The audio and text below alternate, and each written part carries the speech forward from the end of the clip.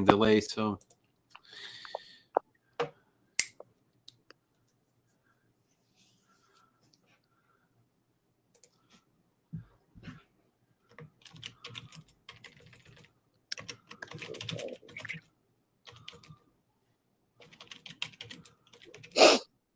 all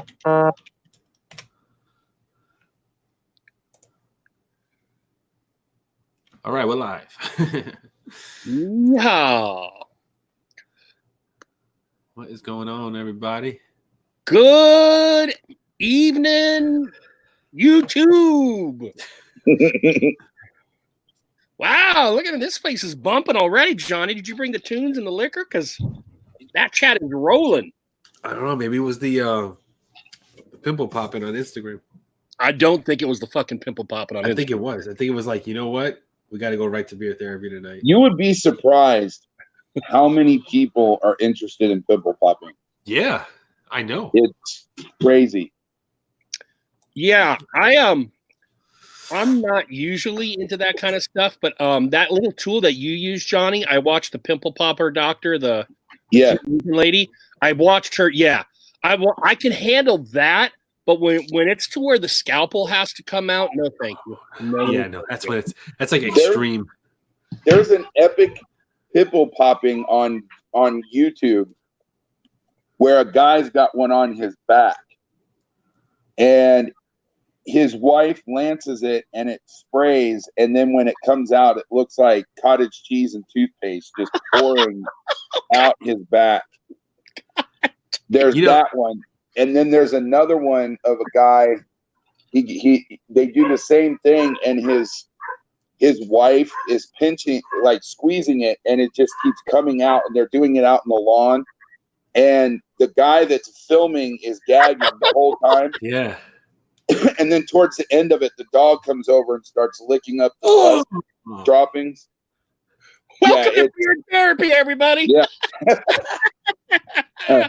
See, now I have to find this. We have to see this now. This is like, we need a visual aid. Well, Johnny, if you can find it, you can put it up tonight. I'm not saying I'm going to watch it, but you can put it up. Hey, everybody, as you see, we've only got three Brady Bunch boxes tonight. No owner tonight, but that's okay because we've got Mr. Class-tastic, a.k.a. Brett Berlin, with us. Good to have you on here for legit, brother, because you did do a little cameo not too long ago, right? Yeah. Yeah. I remember that, yep. That was my first actual live stream. That was when you guys had Blackbeard Trading Company. Yeah. And he did a giveaway, and then which I happened to win. And then you guys offered, because he had to leave early, you guys offered for other community members to come in, and I jumped in. Yeah. Yep. Yeah. We had like 6 people. We had a full house that night. Everybody. Yeah, that was a good one. Acker jumped in. I mean, that was a good old time. When the lives kind of go a little haywire in a good way, that's a good old time. Maybe we'll do that for the second hour. I don't know. What do you think? Yeah. All right. Bearded Life, says Brett. That's a great idea, Johnny, actually. I had a bad form on my back after my last surgery. They landed it, and it looked like pot cheese was rolling out. Oh. Yeah. Yuck. That's nasty. The thing I wonder is what makes somebody get something that big before they take care of it. Yeah. Especially like you'll see some where they'll have like an extra chin. Yeah. And they're rolling around like that's cool. And I'm like, dude, you have like 2 or 3 chins, and they're not because you're fat. Yeah. Go to the doctor. Right. I've had a couple on the back, and we're measuring one, and once it hits the golden length, baby, schwack, we're getting rid of that bad boy. All right, so let's start off with, I hope everyone's doing well. And what's in beard? What you got going tonight, Brett? Gunslinger. Oh, yeah, the old gunslinger. Yeah, I had to whip it out. I had to whip out the gunslinger. I have, if anyone saw my flash review from earlier this week, I have the Severn Apple Maple and Oak from Beard Mixologist. Lovely. It's a balm. It's kind of hybridy, and has made my beard feel really nice. Great stuff. Johnny? I have just some luxurious bastard oil. The luxurious bastard oil. Is that the 1 of 2 or 1 of 3 or whatever it is? The 3 of 3. 3 of 3. And, 3 of 3. Yeah, I have just oil in because I was wearing Barn Brand's Snowbuck. It's his new oud scent, his new winter oud scent. Okay. And, I'm testing it out for the review and everything like that. So I wore that all day, and I just I washed my beard, and I was like, I'm just gonna rock oil for the night, and then maybe before bed I'll put some nighttime butter in. Try to fall asleep, Let's see what's going on in the chat. Queen of Beards just shipped to Sammy Cakes. Oh, that's nice. Bearded Alive has got Tailored Man from Tailored Beard. Joey Hookham has got some Krampus rocking the JOFM. Jolly Old Fat Man has Off Season in Beard. Another great piece of art by Oz the Great. Jolly Old Fat Man has had him do some recent art of his for his last few cents. Damn Yankee had him do some art. And I love next to hairy faces, to me, the most prevalent thing in this community is tattoos. And I don't have any. Oz the Great is a Canadian tattoo artist who's been linking up with some beard companies. So Oz the Great and Jolly Old Fat Man will be on Beard Therapy in February. I thought he would make a very interesting, cool community guest. His posts are mostly tattoo, but he always includes beard stuff. And he's a great artist. So. Yeah, because he has a beard, right? He has a beard, and he takes care of it. So yes, cool. He does. What else we got going on? Midnight Swagger says Jolly Old Fat Man Kitchen. Oh, Honest Ape wearing our new Miles of beard butter. Rob, I'm going to be having to pick that up. Beard Gents, The Night Pirate. I watched that review of Rob Acker. I'm looking at that Night Pirate, particularly for sleepy time. Ben Taft says Chesapeake's Cubano. Crusher Smoking Apple by John Hornsby. Hey, John, good to see you, man. Ryan's got Malone's Irish Pub from the Brothers Groom. That's a company I haven't tried that I've wanted to. Yeah. Bearded Zebra, our man, has number 6 from Broke Ass Beards. We got all sorts of great stuff going on tonight. I need to be on if I can when Bam is on.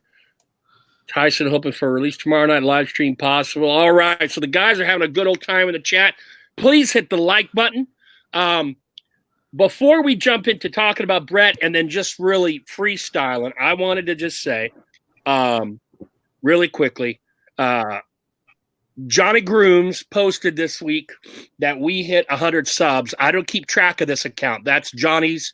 Johnny does all the tech stuff, and I do most of the what do you call that when you the networking stuff, getting guests, et cetera, et cetera. And we've just kind of fallen into these roles naturally, and it works out really, really well. I just wanted to thank all of you who have subscribed, who, in late summer, early fall, when I DM'd Johnny and said, hey, want to do a live stream? And he's like, yeah, sure. And now we are doing what we're doing every Wednesday night with you guys, and we absolutely love it. And I want to thank the 100 of you that have subscribed, and hopefully there'll be many, many more. Johnny and I don't plan on going anywhere, at least for now.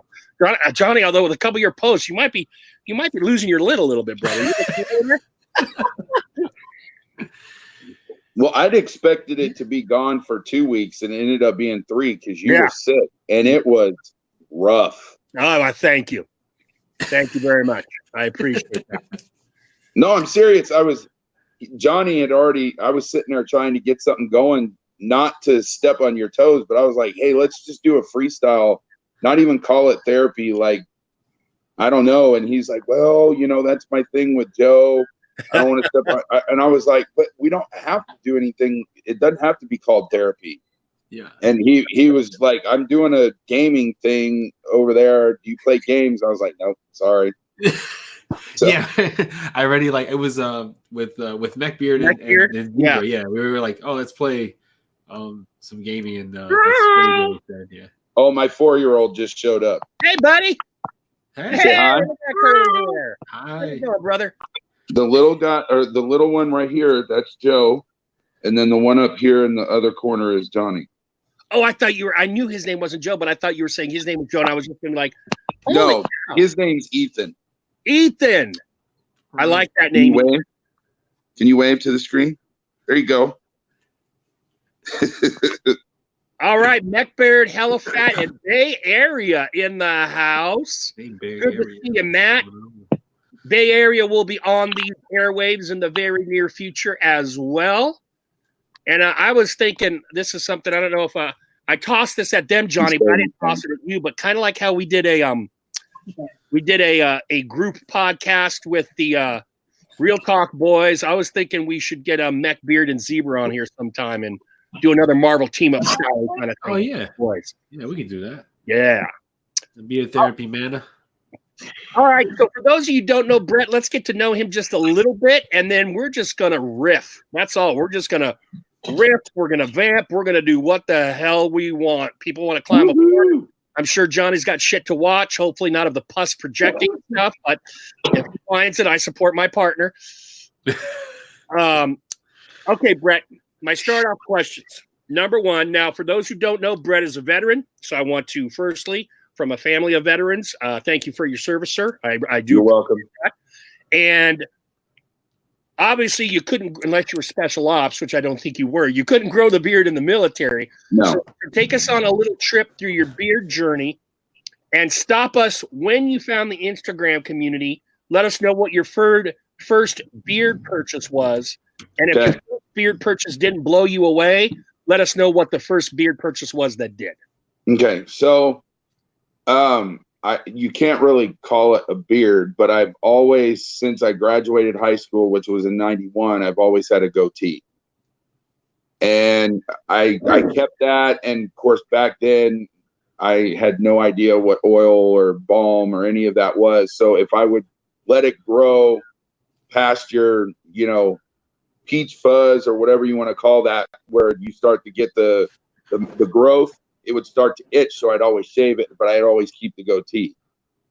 And then when I joined the military in 97, obviously you can't have facial hair. But I would, on leave, I would grow my goatee out, and then I'd shave it when I go back to, the post or whatever. And I got out in 2006 on a medical, and I started rocking the goatee again. So fast forward to, I want to say it was where I started making beard purchases wasn't for a beard. It was for my goatee. I was wanting to grow it longer. And so I stumbled on the beard growth by Live Bearded. Okay. And I started taking their beard growth pills. And I really wasn't seeing any growth, but that introduced me to the company. And so I bought some of their balm and oil. I think my first one was the citrus, the spice citrus scent. Oh my gosh, I can't remember what it's called, but it smelled decent. And then they came out with the executive, and so I bought that. And now where my beard journey started was in October of 2018. We had gone to see my brother in Colorado, and I forgot my razor, but I had my oil with me. And so because I couldn't shave, I put the oil on thinking it would work. And sure enough, I could bear the itch. And so that's where I started growing the beard, was in October of 2018. And I haven't shaved since. Oh, nice. Nice. I can't say that Live Bearded didn't rock me or whatever. It just introduced me to beard products. But where I started changing was when my wife started getting the bills for all the Live Bearded stuff. So she started doing her own investigation and found Boss Man brands. And so I bought their stuff, and there's nothing wrong with it. It feels good, but it just left what I had at the time, it left it glossy. And so then I went and moved to, oh gosh, I think Fable was my next company. And I jumped on Fable because they did during the Shark Week, they did the promotion where you buy an oil and balm combo, and then they were going to give you like 2 other oils, and one of them had to be the Shark, which was Mo's collaboration with Colin. Yep. And I was based on the scent description, I was real apprehensive about the Shark. I was like, it's something in there in my mind, it didn't sit right. But when I opened it up, oh my gosh, I love the Shark. And I was pestering him about getting the butter. I can't say that I'm the one that did it, but I pestered him enough that eventually the butter came out, and I jumped right on that. But I've probably only tried maybe 15 to 20 companies. Now, I will give Joe some credit because of the Tobacconist, and that is an amazing scent by Luxurious. And I love Jolly Old Fat Man. Everything I've got, I minus about 2 or 3 of my oils I wear on a regular basis because they either smell really good or combination of smell and feel and beard. I wouldn't say there's really anything that doesn't feel bad. It's mostly the scent isn't for me. Either not longevity enough or they don't last as long. I want mine to punch me in the face and last good at least 6.5, if not all day. Right. So when did you wander into Instagram, and what was the path of you getting there? At least the beard community, not necessarily just the app. Well, when I got into the to the beard community, I also started doing like checking YouTube for videos, and of course I stumbled on Dan C. And so I started watching some of his videos, and he was saying that he doesn't do Facebook a whole lot. He does Instagram. So me getting on Instagram was kind of because of him. Okay. Because that's where he would talk to people, reach out, or any of his things. It was all through Instagram. And so I joined Instagram in order to get into that. And then I stumbled on just virtually everybody through Instagram. And where I got to you guys for my first beard therapy was when you had I want to say it was Mo and Adam from Hanyanker was my first episode, and I laughed so hard I was addicted. That's awesome, man.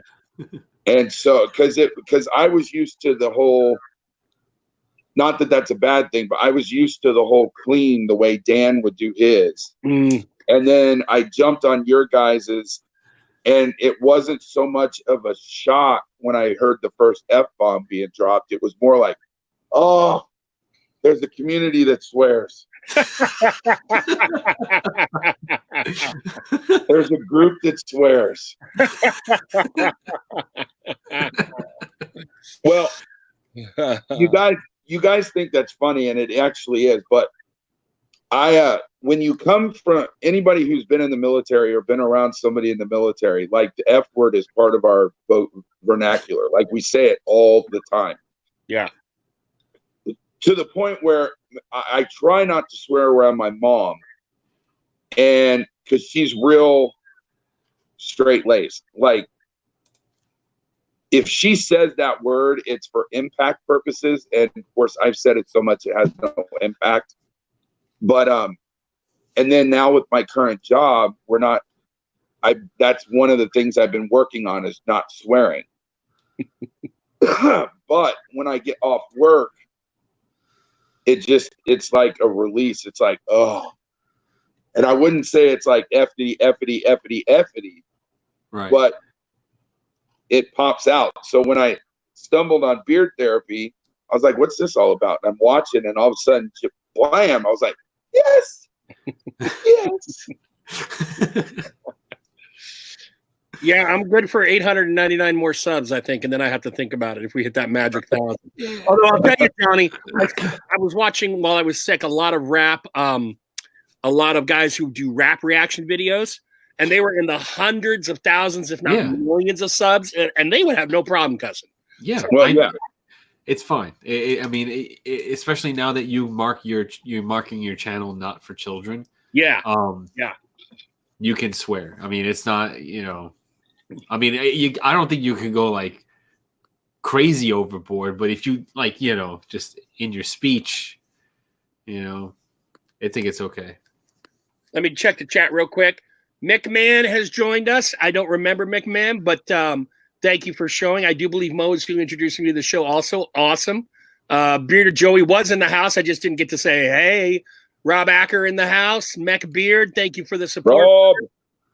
And I saw someone else, Bearded Gentleman 18. Jerry Nelson becoming a frequent flyer in here. I've noticed him a few times in a row. Outstanding, guys. We really, really appreciate it. Yes. Everyone in the chat is kind of just chatting a little bit, although Bearded Zebra says he had made a comment that he loves when his wife Beard Care shops for him, and then says he really thinks we need to have our women more involved in the community. One of our missions, Zebra, has been, until they run out, to have one woman a month on therapy. It's something Johnny and I have talked about. One of our recent cancellations actually was a female owner, and we're going to get her back. But, you notice we had Audra on, and we had Rocio from Morning Mist, and then we were going to have Hummingbeard. She was going to be on here. Johnny has a connection with Whiskey and Hardtack. Ooh. Do you? Yeah. Yeah, I think we set that date, but we got to change it. Oh, shit, we got to change it. I forgot about that. That's Johnny's episode that he booked, which is awesome because I'd love to hear him come at me and say, hey, we need to have X, because I'm always coming to him. Hey, we're going to have, or we need to have, or would you like to have? So I like when Johnny can, sit there and say, I could do something, or let's do this person. Kind of like Oz the Great, a tattoo artist. It doesn't necessarily have to be, I like thinking of corollary connections to the beard community, as long as there is a connection, but also if they do other things, for example, a female maker who does not have a beard, hopefully. And she can have a beard if she wants. Well, I'm not a bearded woman guy. I am not a bearded woman guy. So if you are, go to it, guys. Josh McFlynn is in the house. All right. Well, thank you very much, Brett, for that rundown through your beard journey and what got you to here. I appreciate it. Johnny Grooms, before we do anything else, you did mention you had a topic you wanted to talk about this week. Do you still want to mention that? Let's see. Because we got a decent sized chat that we could get some varied feedback. It doesn't involve snail slime, does it? That stuff is rotting away, John. That's what gets you, Johnny. Is that damn snail slime dripping? Where is it? It's somewhere around here. Aha, here it is. They can. No, I can't believe they just use random snails for that shit. It's just snails, man. I know. You can get them in your backyard. You don't have to pay all that. I know, and they're probably cleaner than the cows I eat in my hamburgers. There's just something about it what that bothers. You can do is that what they some salons do this. They just have snails walk on your face, and that's it. And you just lay there, and they have snails just walk on your face. They have that. You don't want it. You don't want it from ground zero. You want some level of separation there. Well, yeah, because it's like what I have. It's like refined, and it's filtered and all that stuff. It's a snail. How ridiculous that sounds, Johnny. Refined slime. Yeah, it's a snail. This is yeah. Nothing refined about the repulsive thing. All right. Yeah. I guess we could talk about it. I mean, it's no. Yeah. I guess. I mean, since we have we want to talk about, or 22 people. It's just a question that that got presented to me, and this is it. It's like, should brand ambassadors review other brands' products? How does that translate to, you know, regular, you know, viewers looking at a reviewer for, you know, their honest opinion on a said product, you know. So Obviously, there's issues of bias that you could talk about, although I know plenty, and by plenty, I mean at least 3, 4, 5, 6 brand ambassadors that do or have done reviews. Does it matter? I mean, there's kind of like 3 strata here. There are the guys who get paid to review. There are the ambassadors who get whatever to push that product, for that particular brand, but also who, you know, usually have agreements with owners that they can push other brands, or maybe they don't. But and then there are the guys like, you know, Acker and Johnny and I, who buy most of our stuff unless we're kindly donated stuff. So where do you guys fall with that? Is a brand ambassador, should he stop reviewing other product? Bearded Life says he swears he's had over 30 people ask him about this. James Pershing wanted to know about the snails. We'll get back to those snails, James. Would Johnny? Rob Acker had a question too. We're going to come back to those snails. Let's tackle this one first. Rob, I'd much rather and do watch the reviewers that don't get paid or are not ambassadors. Full truth up front. Jolly Old Fat Man, of course, an owner. If you are an ambassador, as long as you say your company is cool with it. That's how I feel too. I feel like if your company is okay with you, you know, doing an honest review on another brand, but at the same time, it's like, all right, if you are ambassadors to a certain brand and you're reviewing a brand, another product, and you give like heavy negative feedback, like how do we know as a viewer, like how do I know that you're not being completely biased against that company because you are an ambassador for, you know, this other company. You know what I mean? So like it's a gray area. Exactly. Yeah. James Fishing say it's a gray area, and it's like it comes down to, I guess, how you view that reviewer's past work before they were an ambassador. Maybe, you know, I mean, I don't. It's definitely a gray area. For me, it's a monetary issue. If you are receiving any kind of kickback, and if you are, more power to you. I don't have a problem with that. But if let's say you're a Jolly Old Fat Man ambassador and BAM is giving you some money for doing that, I have a much bigger problem than if BAM, you know, just gives you a code and slides you free product, and you go out and review other people's things. There's something, I think, man, that dirty old piece of paper, there's something about that money that I think can really, for me, that really is kind of the fulcrum here. You know, I think I have more problems with that, because then now you're talking about a conflict of interest, truly, in my opinion. Yeah. No, it's just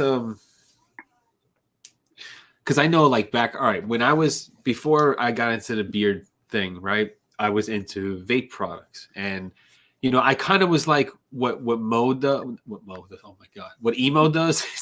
He kind of just like he does a lot of promotion for other reviewers and all that stuff, because reviewing stuff for vape companies is very expensive, because you have to buy the products, and each product is like $60 a pop, plus, you know, the tanks and all that stuff, and the cotton and the coils and crap, like that shit is expensive. So I couldn't afford to do that. So what I would do is that I would just promote other reviewers and you know, and other companies and all that stuff. And I joined the Draco Militia, which is a group kind of like the Bearded Villains. They were a group of veterans that had a company that made their own mech mods and all that stuff, and they had their own juices and all that stuff. And so it was groups like that. And there were some of those groups or companies, I guess they were kind of like small batch vape companies, you call them like that. If you were part of their group and you did any kind of other promotion for another group, you would get like verbally abused and blacklisted and everything. Like, it was bad. So like, but I don't see that being like that in this space. You know, I feel like a lot of the beard companies are they're not so cutthroat like that. You know, Yeah. not that I've experienced. I don't know if anybody else has experienced anything like that, but you know, I generally everyone's been pretty positive, and you know, everybody pretty much is like, you know, promotes each other and has each other's backs. Like I know, like, you know, other reviewers, I shared them on my stories and all that stuff whenever. Right.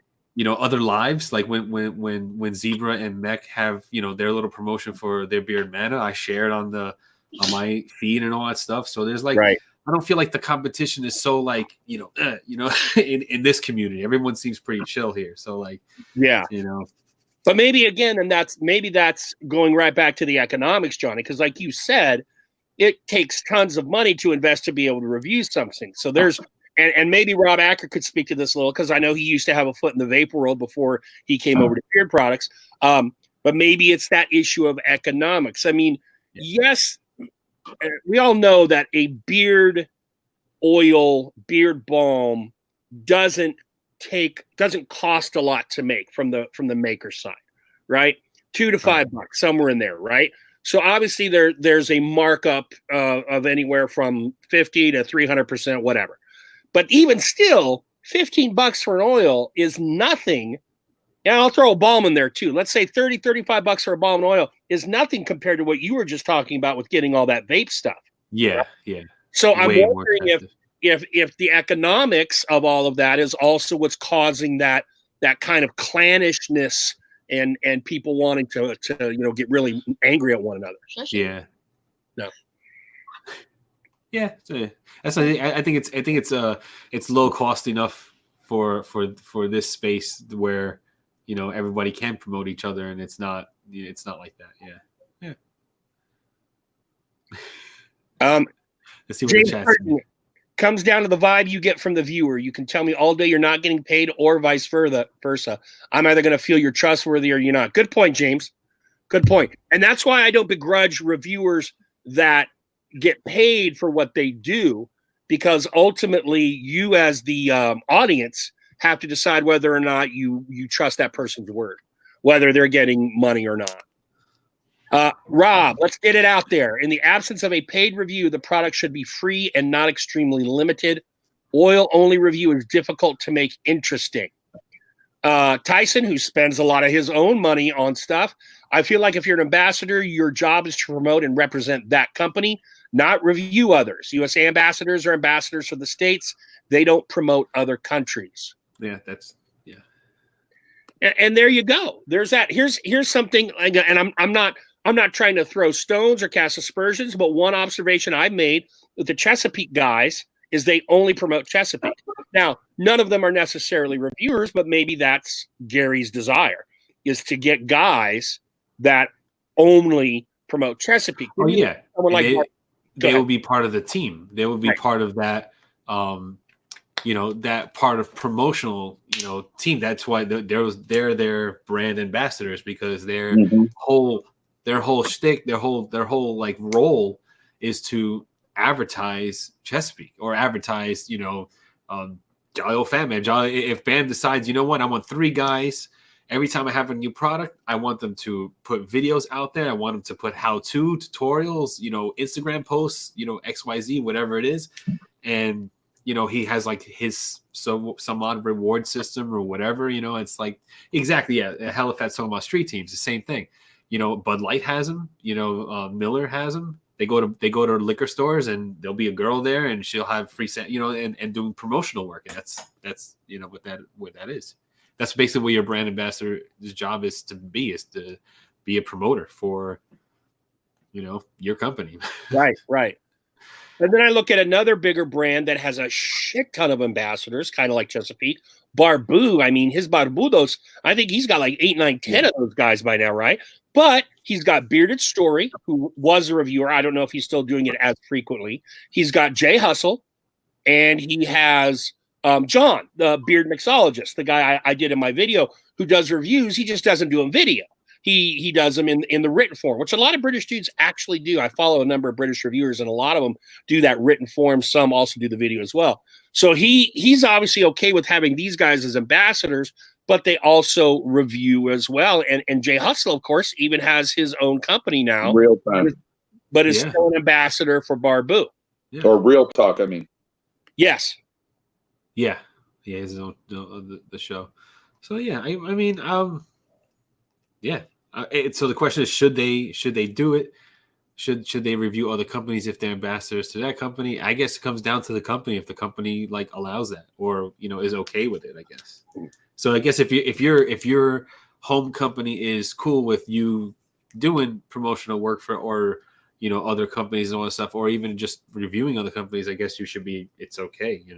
But it also comes down to like if the casual viewer trusts what you say. So you got to take that gamble on itself also, because they may look at you and be like, oh, okay, you're affiliated with this other company, but you're saying this. So I guess that you could just do what you want to do and the chips will fall where they may, as long as you're not going to get backlash from your home base.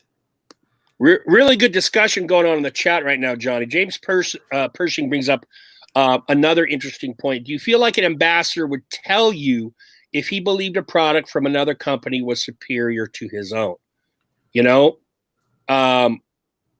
That is a great question. If I'm a Chesapeake guy and I get my nose around some Hanyaker and I'm like, God damn, this stuff is what? That's a tricky little spot right there, isn't it? Yeah. And there was, a while ago, and I'm not trying to be a dick here or anything, but this happened, so I think we should address it. Ape went from 1 owner to 4, and one of those owners was a reviewer, Bearded Buckeye. And he wanted to continue reviewing while having ownership in Ape. And I know that I was like, dude, I do not think that's a good idea. That was my opinion. And others shared it. And then he was going to do just Ape reviews. Well, he started off by saying he was going to keep reviewing. And then I think that it got amended to him just reviewing Ape products. That's another weird kind of layer as well. When you're a quarter owner of a company, yet you're reviewing Lux or, whomever else, that's a different kind of wrinkle. Yeah. Adam's in here. I forgot Adam was in here. Adam, it was just subconscious, brother. I wasn't playing to the fans. But yeah, damn yeah, Hanyaker. Hell yeah. Yeah, but there's also some other owners that like, all right, like Tex from Barn Brand. He's got a group that he's got a bunch of guys, and we all talk about beard shit all day and everything like that. And he'll share what he's wearing, and like 8 out of 9, 10 times he's wearing another company, and he's like, man, this is awesome. And he'll show like, what he wore today. He wore something today that was like, not his stuff, and he tells us like, yo, this is good. Oh, I'm sorry, I just saw it. Dan C's baby was born. Yes, he got a baby girl. Violet Olivia, 7.3 pounds. It just when I opened my phone, it was there. Oh, congratulations, Dan. I agree with that. I agree with that, Johnny. God damn it, the train was going and it ran off the freaking track. I think he's wearing. That's what it was. Thank you, Johnny. What I like is the owners will openly talk in Instagram. Like, hey, did you get that thing I sent you and stuff? Because I see Ruddy trading a lot. I know Hanyaker loves to trade with guys. I know Boston Mike loves to trade with guys. Yeah. And these are just the owners I personally communicate with. I bet you there's a lot more out there that do that. When I met Jimmy in North Carolina, he was fucking wearing Uncle Donnie's. And I'm like, you got a coffee scent I think it was a coffee he had on. I'm like, and I was thinking, you got a coffee scent that you and Dan C worked on, but you're wearing Uncle Donnie's. That's pretty cool. And he smelled damn good. I don't own any Uncle Donnie's, but it smelled damn good in his beard. Yeah, like Tex today, he wore Odin's beard care, butter and oil, like, and he was like, this is what's in beard today, and he gave like the whole scent profile and everything. He was like, check it out. So like, a lot of these guys that they wear each other's stuff. It's a nice community to be a part of. And now we've got Jolly Old Fatman and Hanyaker talking. Like Jolly Old Fatman just said, he'll do a live vid. He just did Hanyaker yesterday. I know Crusher has done them on and off. Yeah. I know Boston Mike has done them. I know Hanyaker has done them. And Rob Acker said companies that unbox other companies is the epitome of respect. And I totally agree. I mean, I think as human beings, we like that kumbaya moment, even if we're as testosterone males don't want to admit it. Oh, well, yeah. You know, Oh, yeah. because I'll tell you what, I will more willingly buy a product from one of those guys just because I respect that. Like when Boston Mike breaks something up and goes, fucking, this is amazing. I'm like, Yeah. I respect that, dude, because you produce some pretty damn good sense. I respect the ability not to be a competitive asshole all the time and say, yeah, that guy over there, he's doing it right. And that guy over here, he's doing it right. And that will easily shine a light to your path for this one consumer. You know? Well, I'm not. I can't speak for any of them, but in my mind, it would be if I were an owner and I get people saying that my stuff is the shit, it would feel even better if one of my colleagues, so to speak, like if I were to make a beard product and put it out there, and then all of a sudden I get, say, oh, the guys from Live Bearded write me and say, hey, dude, I bought your stuff just to see how it was, and it was the shit. There would be that, oh, wow, because Live Bearded's a, huge company within the community, well-respected, people love their stuff. And then to have them sit there and say, oh, wow, or Hanyaker or Chesapeake or Husky Beard Company, they all reach out and say your stuff is top notch. There's that pat on the back you have a little bit more than just the average person. I mean, that still means a lot. Right. But I know we don't say competition because it's really not a competitive. I haven't really seen a competitive spirit within here. Yeah. But, your fellow beard company is buying your stuff and saying it's the shit. That has to mean just as much. That's funny you said that. I was thinking about this a kind of variant of this topic. And this blew me away because I had 2 or 3 new beard companies just start following on Instagram. I swear to God, it happens every week. And that's just a couple of guys that are choosing to follow me, let alone all the rest of you guys, other companies that are following you guys that I don't know about. Think about your life. I mean, we are, as the British would say, we are spoiled for choice in our life in America. I want a car, I can buy 10, 12, 14, 18 companies depending on my pocketbook, right? Yeah. I want to go and grocery shop, I can get 4 or 5 different types of chicken, 4 or 5 different types of pork, 8 or 9 different types of beef. I have all that choice. Yeah. I want a soda, I can get 9 different colas and 6 different lemon limes. But nowhere are we more spoiled for choice than in this fucking beard game. Yeah. I'm sitting and looking at my shelf saying, I don't have this many T-shirts and jerseys, let alone brands, right? I'm talking about, like, I have a shitload, but when you break it down by brand, I have a shitload of brands, or have had a shitload of brands. Yeah. And more keep coming.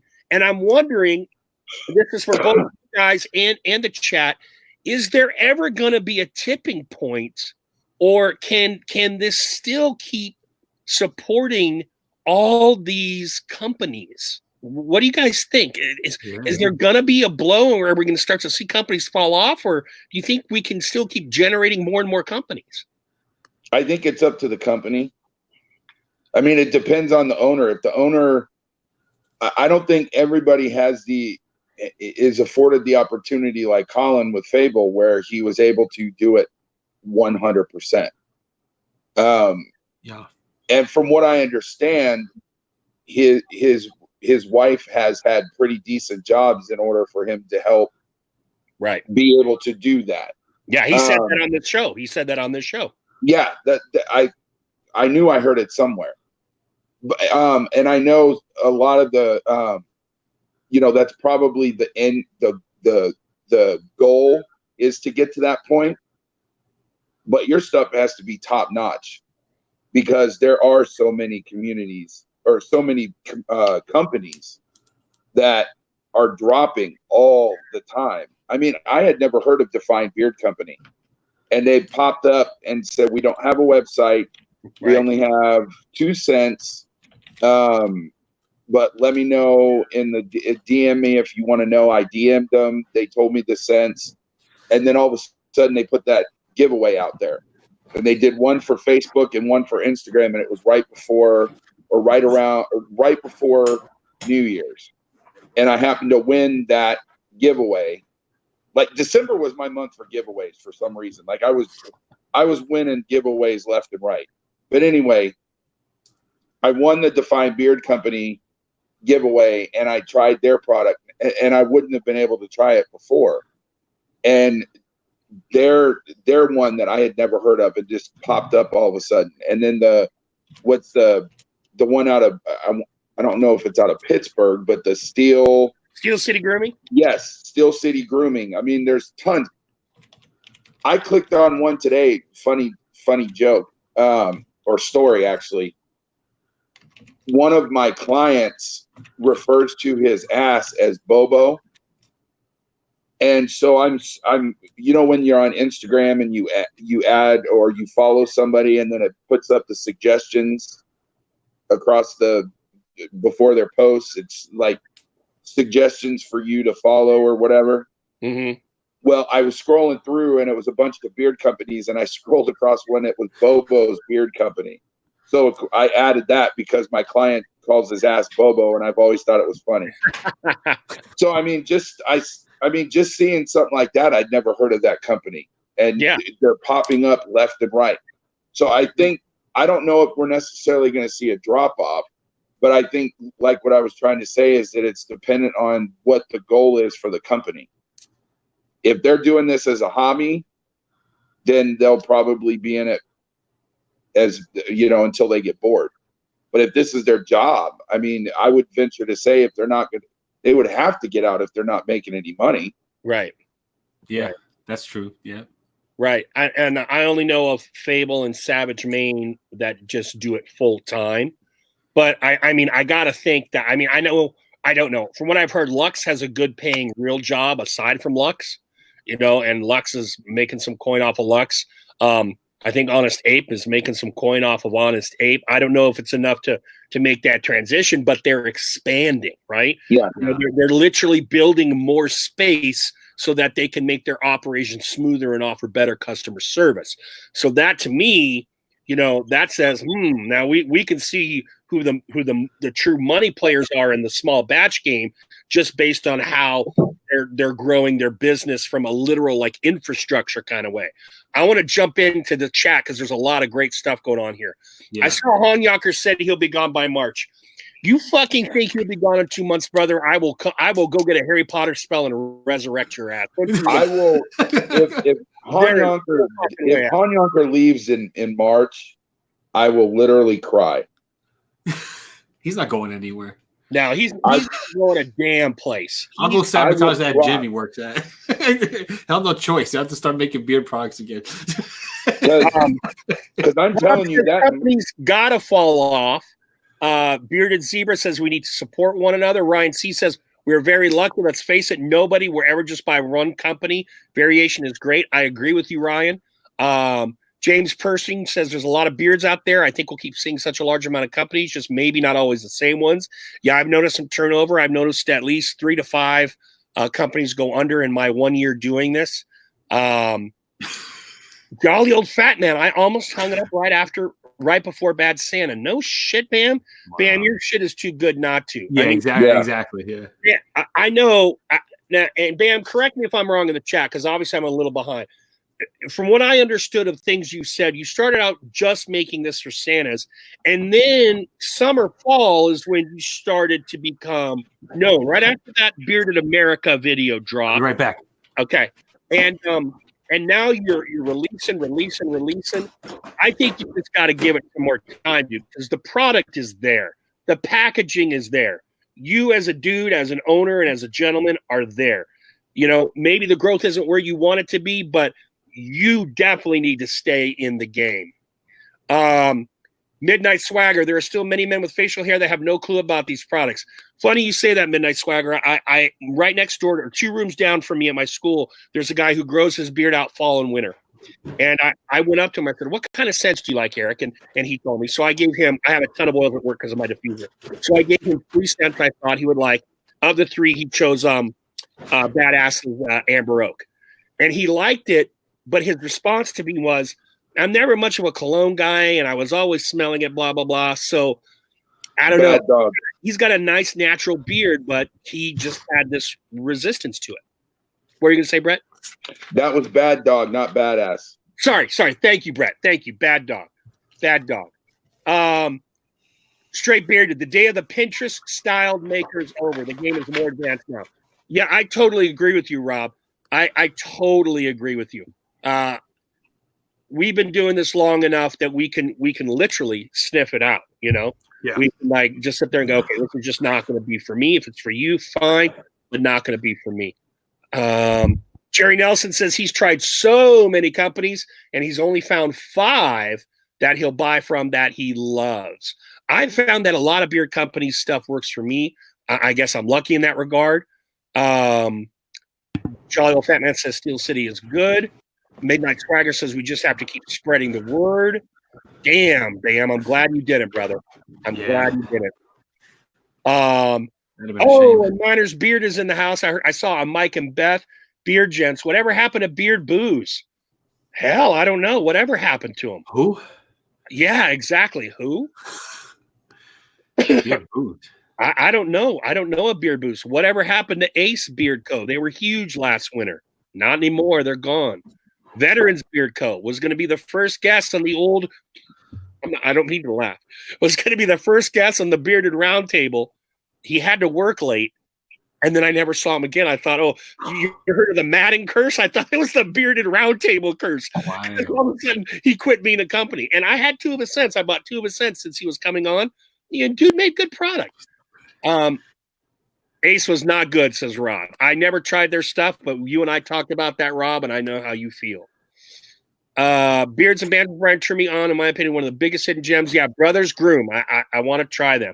I'm at that point, and Johnny, you're still cranking out reviews on YouTube, so you're not there yet, and I hope you don't get there. I'm at that point. I have tried so much, and I have sent stuff to lots of people just because, so I could kind of justify buying more.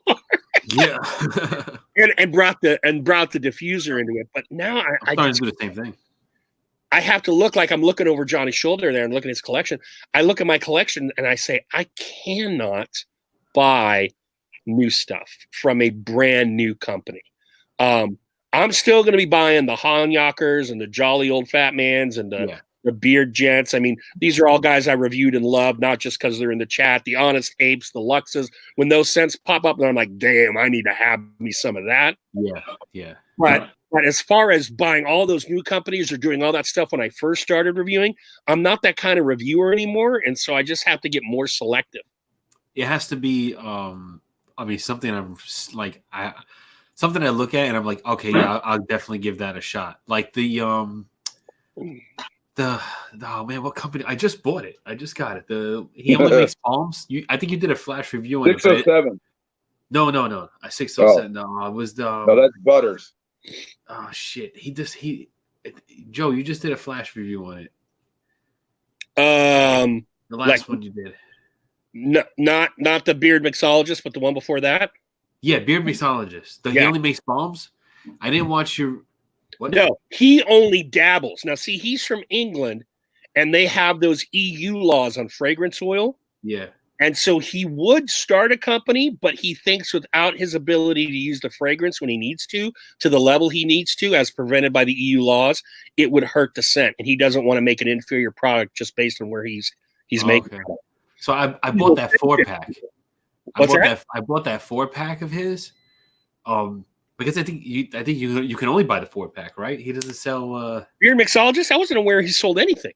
Wait, hold on then. Hold on. Who? What did I buy? What the hell are you talking about, brother?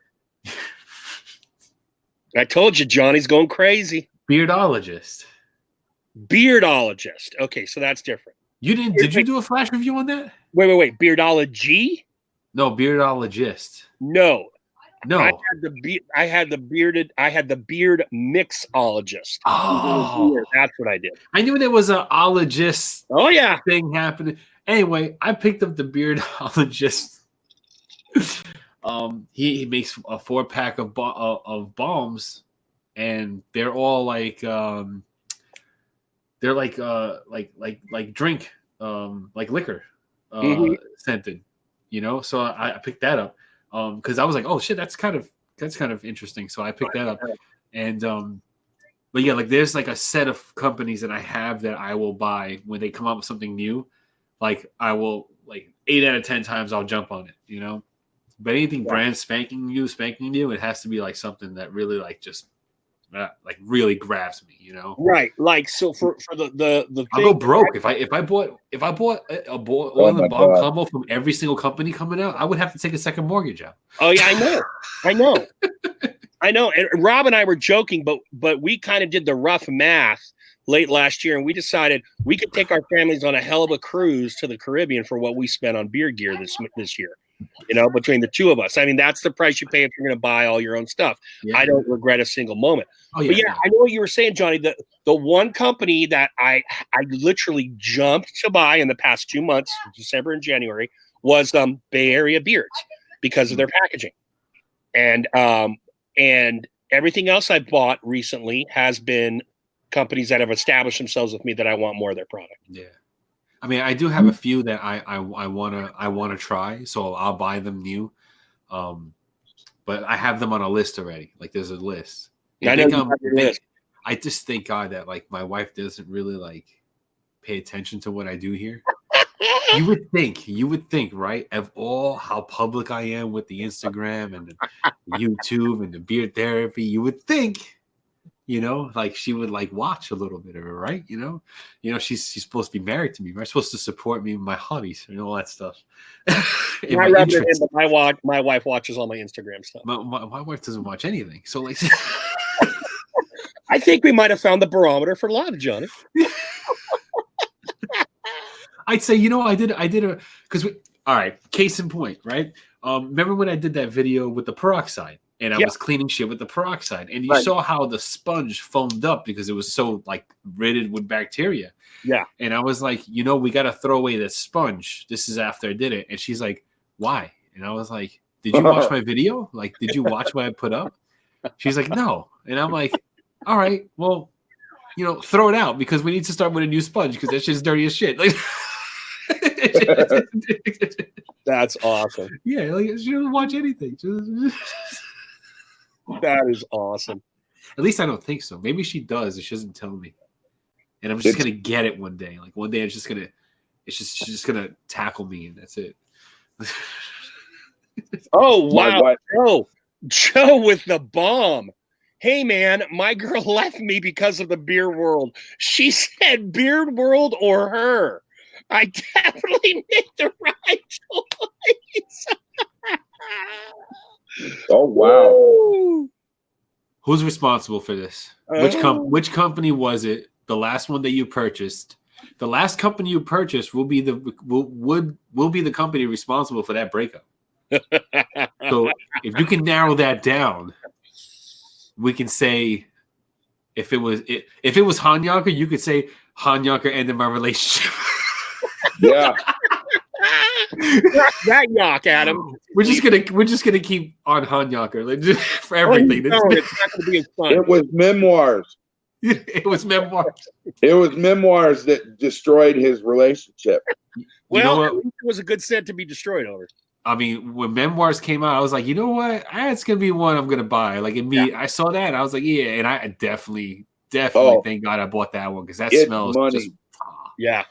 I'm doing a whole review just on memoirs alone because it's that impressive. I really love that one. It deserves it. You know what I'm looking forward to since number one is I know Beer Gents is starting to produce some butter since they're in the house. Yes, Beer Gents butter, yeah. Beer Gents butter, and I'm also looking to see what kind of scents because his El Caballero is not like any other tobacco scent I've smelled, which is why I like it. You know, yeah, I want that butter so bad. It's got different riff. I'm very excited to see. Because he's getting a lot of, I've tried him, but he's getting a lot of recognition from other people whose words I respect. So I'm very excited to see what Jay's going to come up with this year. And with Bam, he's got that like 9,000 tobacco scents coming out. And I'm just like, God, I even DM'd him. I'm like, dude, you're going to break me. Like tobacco is my thing. And just based on the profiles he's announced, I know I'm buying 2 or 3, you know? Oh, and Monday, Chesapeake is dropping 4 different tobacco scents also. He's dropping 4 different tobacco scents, and they're I forgot what they were. Shit. But there's some pretty there's I think there's I don't know if I want to buy that scent. There's a peach tobacco coming out with Chesapeake. I forgot. He said it so many times in his live. Well, not so many times, but I heard it on his live, but I forgot what it was. That doesn't sound appetizing. Tobacco shit. Did I say tobacco shit? No, you were just saying, oh, shit. Okay. No, yeah, I was saying, oh, shit, yeah. Because I forgot. I mean, he was saying it, and I forgot what it Ryan was. He just said he thinks he's dropping 9. Chesapeake is dropping 9 cents on Monday. Now, here's a question, and I want to get to the reaction, but I'm glad you said that, Ryan. To me, and I don't own a business, okay? I do not own a business. But there's a term in video gaming called drip feeding, where you get downloaded content over an extended period of time. You don't get it all at once. Kind of like, bait the hook. And I'm wondering if you've got 9 cents to release, wouldn't you, and to my business owners out here, please, wouldn't you elongate that at least a little bit, maybe over 4-6 weeks? Or do you feel, Bam and Jay, for who I know is in here, that you want to just go whole kit and caboodle and drop them all? I would feel some of it would get lost in the shuffle. Ryan says he likes the drip feeding method. 9 cents. Yeah, Joey Hookem, overwhelming. Yeah. That's a bunch, says Jeff Wright. Well, I think like I would have a rotation, and every time you come around a rotation, you would have that, like if it's tobacco, this is like, okay, this is my tobacco rotation for 2020. It's going to be these scents, and then after that phase is over, the next one could be like your clean scents, your fruit scents, and it'll be like that. So like every year you would have, just to keep it fresh, I guess. Because I mean, as a company, I know like some companies have infinite amount of different fragrance oils and essential oils that they can make a million products. Like they can keep cranking them out, brand new ones. Yeah, and I think maybe if they did it in phases, and where there's a theme, during the year, like they, right. For these 3 months, you have these 9 cents. You know what I mean? So that's an interesting take. I just think at 9, I mean, and I get it. If you're the creator and you're getting good results on your testing, and they're like, oh, that scent's fucking awesome, and and all of a sudden you're like, people love these 9 cents. You're probably very eager to go, here you go, world, try this shit out, right? I totally get that. I just wonder, from a business standpoint, if 1 every 2 to 3 weeks might be a better play. But then if you are creative enough that you can keep cranking out great scents at a rate, I guess you do that. But then my counter to that is, what about my fucking wallet, boys? I mean, if I'm a huge Hanyaker fan, let's say, and he's dropping them every 3 weeks, I'm like, I want to strangle at him, because at some point I know I'm going to have to not buy something, or at least pull it off. Because I only got 1 beard to wear it on. Exactly. That's what Crusher did to me. Yes. Oh my God. I think I just bought Stogie, and then he released, I think it was the blueberry one. Mm-hmm. And I was like, damn it. It's like, shit. Well, it's like that. I just bought Memoirs, and I absolutely love it. Yeah. But then right around that time, Dr. Wolf from Fable pops, and the blueberry tobacco, and I'm like, ugh! Yeah. I want to get it so bad, but the boss will not allow that. I mean, there's definitely like a line that, you got to draw it. As someone who owns them both, I think they're both good scents. The blueberry tobacco, that's exactly what you're getting, which is why, and it's a fine scent. I love, and I particularly like the tobacco Colin used in that. I don't know how many different tobacco fragrances there are out there, but this one really reminded me a lot actually of the tobacconist, Brett. So that's why I really liked it. Oh, wow. But what I like about Memoir, I hate you. He's like, okay, fine. what I like about all the Hanyaker scents to me, starting probably with the Elder. The Elder was the first. The Elder was the first scent of Adams I remember from his original rotation, and pretty much every scent that I've tried since then, the complexity is killer. I'm not a fan of Brown County personally, but I love the scent. Okay, so I'm not going to wear it, but I can respect what Adam is doing in that scent, even if it's not my cup of tea, right? And I think Memoir has that complexity that I would wear it perhaps more often. Oh, it's amazing. Joey, Lux is an absolute marketing genius. That's why Lux drops a cent at a time. Yeah, Joey, I agree. And the same with Lux and Adam seem to do the same thing. Now, Ape was doing that too, but we've had a long drought from Ape. It was June on the Bearded Roundtable that he dropped 1812. And he has not dropped another cent since. He's diversifying. They're doing other things. I get it, but Ape needs to be dropping another cent. It's also like if you know some restaurants, right? They'll have like a giant menu, and they won't do so well. But then there's other restaurants that have like 8 things on the menu and they kill it, And so I think with the way Lux works is that he'll drop a cent, but then he'll have like just that little finite amount, right? And then once it sells out, that's it. Yes, Yeah. And Jay from Beard Gents, just his phrasing was perfect. He says he can't wait to get to his new scents. Our butters need to have their moment. And to me, that's what it is. You give the public what they're aching for. Oh, damn, I want some Beard Gents butter. You get that butter out there. You get them with the butter. And then you wait a little while and going, damn, when's the next Beard Gents thing coming? And booyah, there it is. To me, that seems like if I were doing a business, that would be the strategy I would do. Hello, Fat, you're right. They did drop Frosty, but that's not a new scent. I'm talking about new Ape scents. Oh, my bad. I should have been clearer. I was like, wait a minute, they did drop Frosty. Yeah, that's their seasonal, right? That's their seasonal, right? They had it last year too.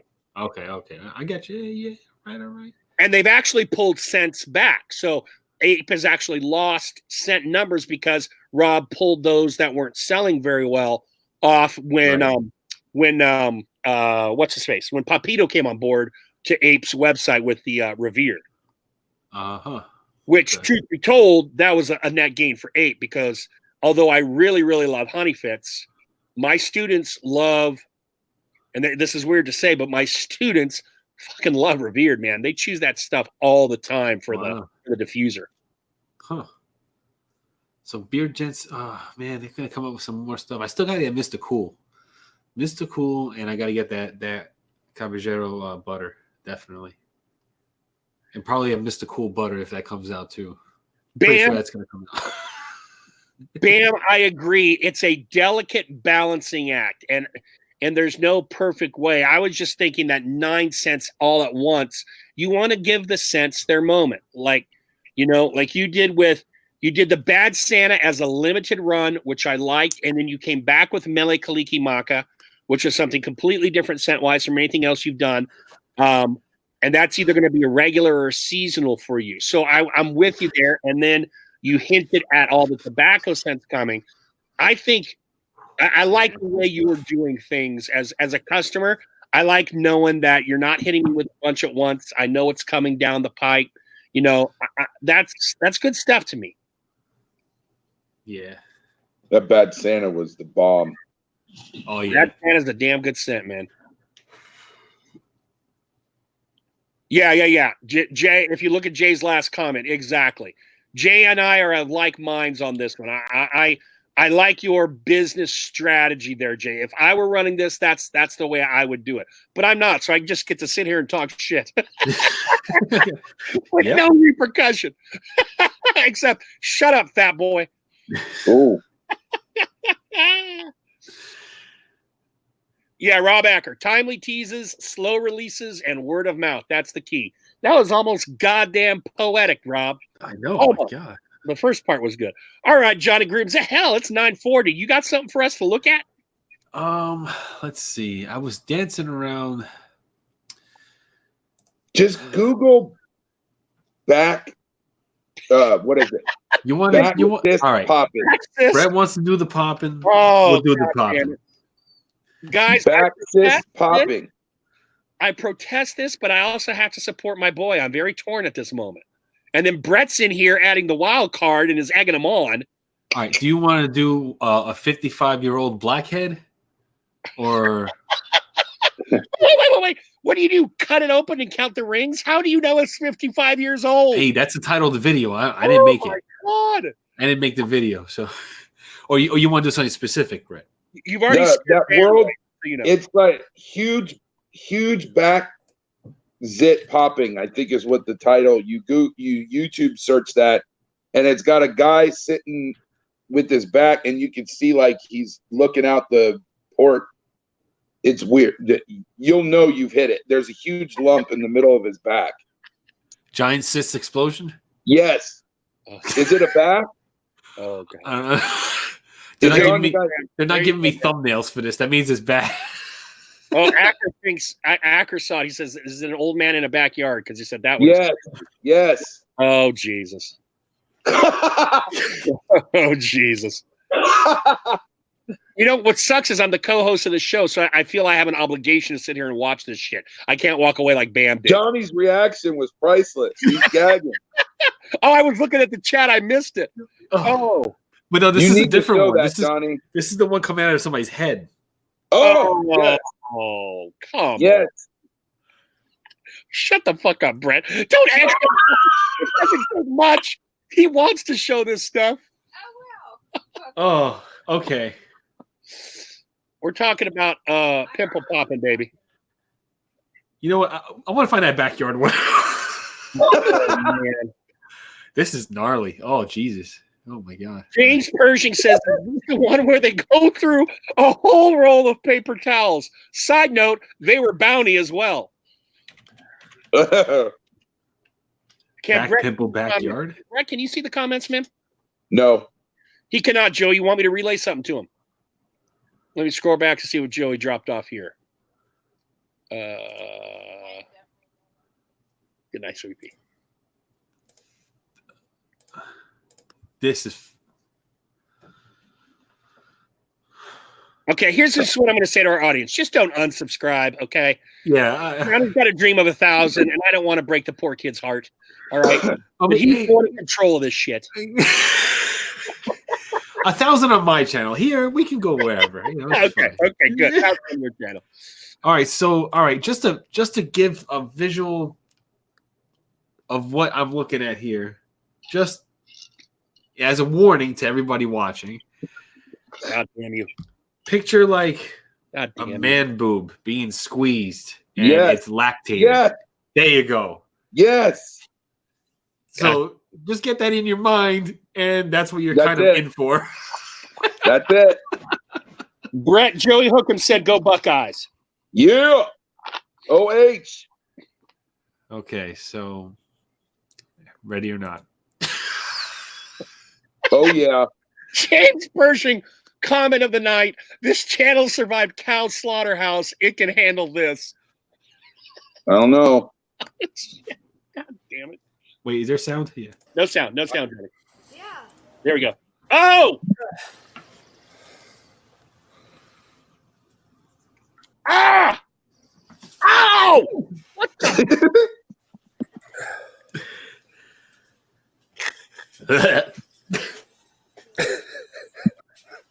No. Oh, it's coming up in chunks. Like hot cheese.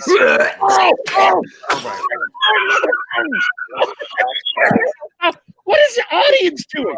Oh! Oh! Oh! Bleeding everywhere. It's him, right? It's bleeding everywhere. Oh, oh God! Oh. All right, we're good. Oh. I'm tapping out. What I was Tapping out. talking about. I'm tearing. At the end of the video, the dog comes and starts licking it up. Oh, that was bad.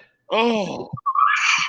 I couldn't tell if that was Johnny gagging or if it was the video because the guy that's holding the camera is also gagging. That's what's funny. Jerry Nelson, I'm going to throw up. That was gross. My gorge your eyes Jerry, at that last bit. I literally did. Do you have anything less fucking pussy to show us? Joe, they're all really bad. They're all like. This is how. That's actually this not is as how gross and how not only gross but like enthralled I am with it. My wife and I used to sit here before my son broke our 55-inch TV. Ooh. We would get on YouTube and watch nothing but zip popping videos. See, those are the ones I can't watch. Give me a blackhead with Johnny's little tool and I'm okay, but I can't watch that.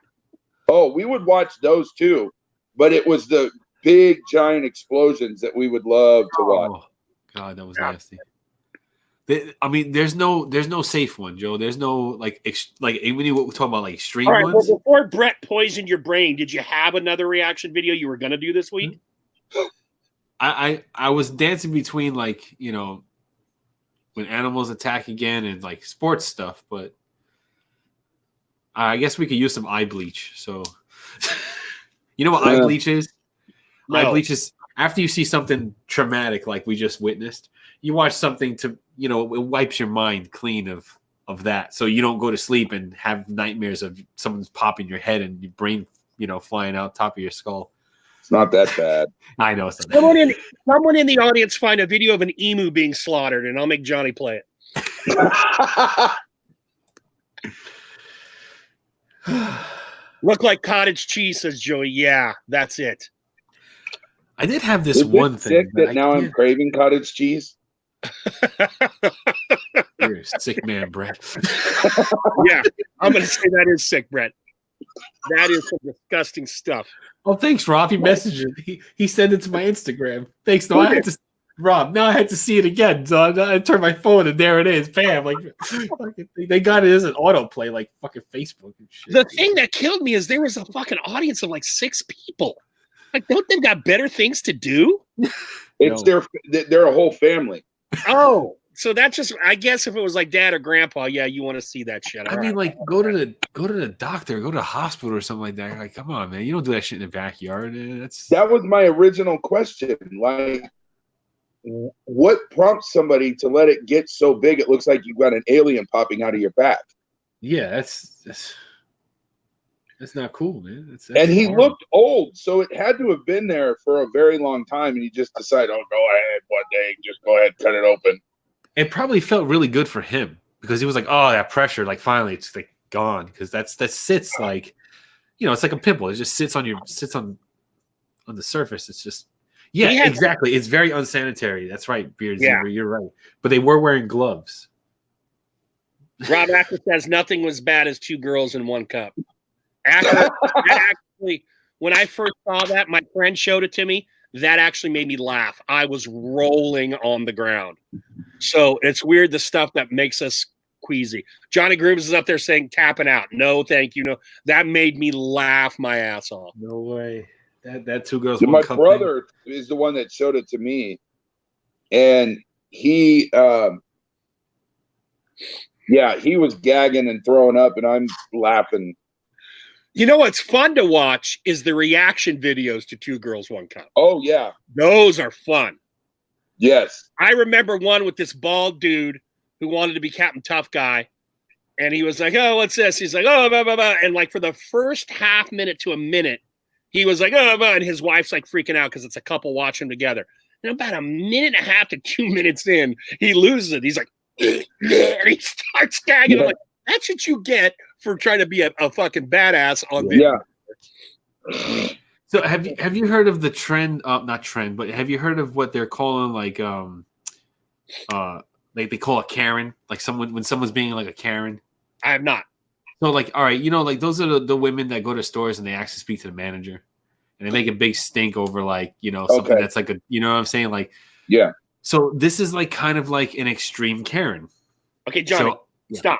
Because I teach English. I love words. Do we know why it's a Karen? Do they have a video of some lady doing that, or they did? I think the person, there's a video where like this lady is yelling at another lady, and I think her name was Karen. Okay, I think that's how this happened. But all right, thank you. I need those little details in my life. I don't know the exact history, but that's basically what it is. So this lady right here. See her? That lovely woman. I'm just gonna play it. It's outstanding. Thank you, Johnny. Please, some guy in a car, and now he's videotaping me. Because this is unlawful. Ma'am, he's running me over. No, I'm not.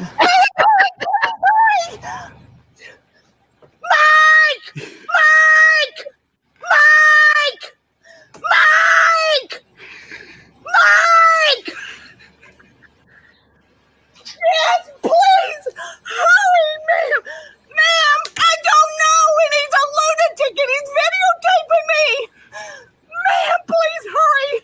Mike! You're in trouble. How You're so? going to jail. How so? You're hurting me! How? You just ran over! Ma'am, please hurry! He just ran off and he's still moving! Please, ma'am! Please! Man, mental illness is no fun except it's laughed. It's crazy. Wow. That lady's nuts. And there's like a bunch of them. There's a bunch of women that act like that. This one lady, she parked in a spot. It wasn't a handicap spot.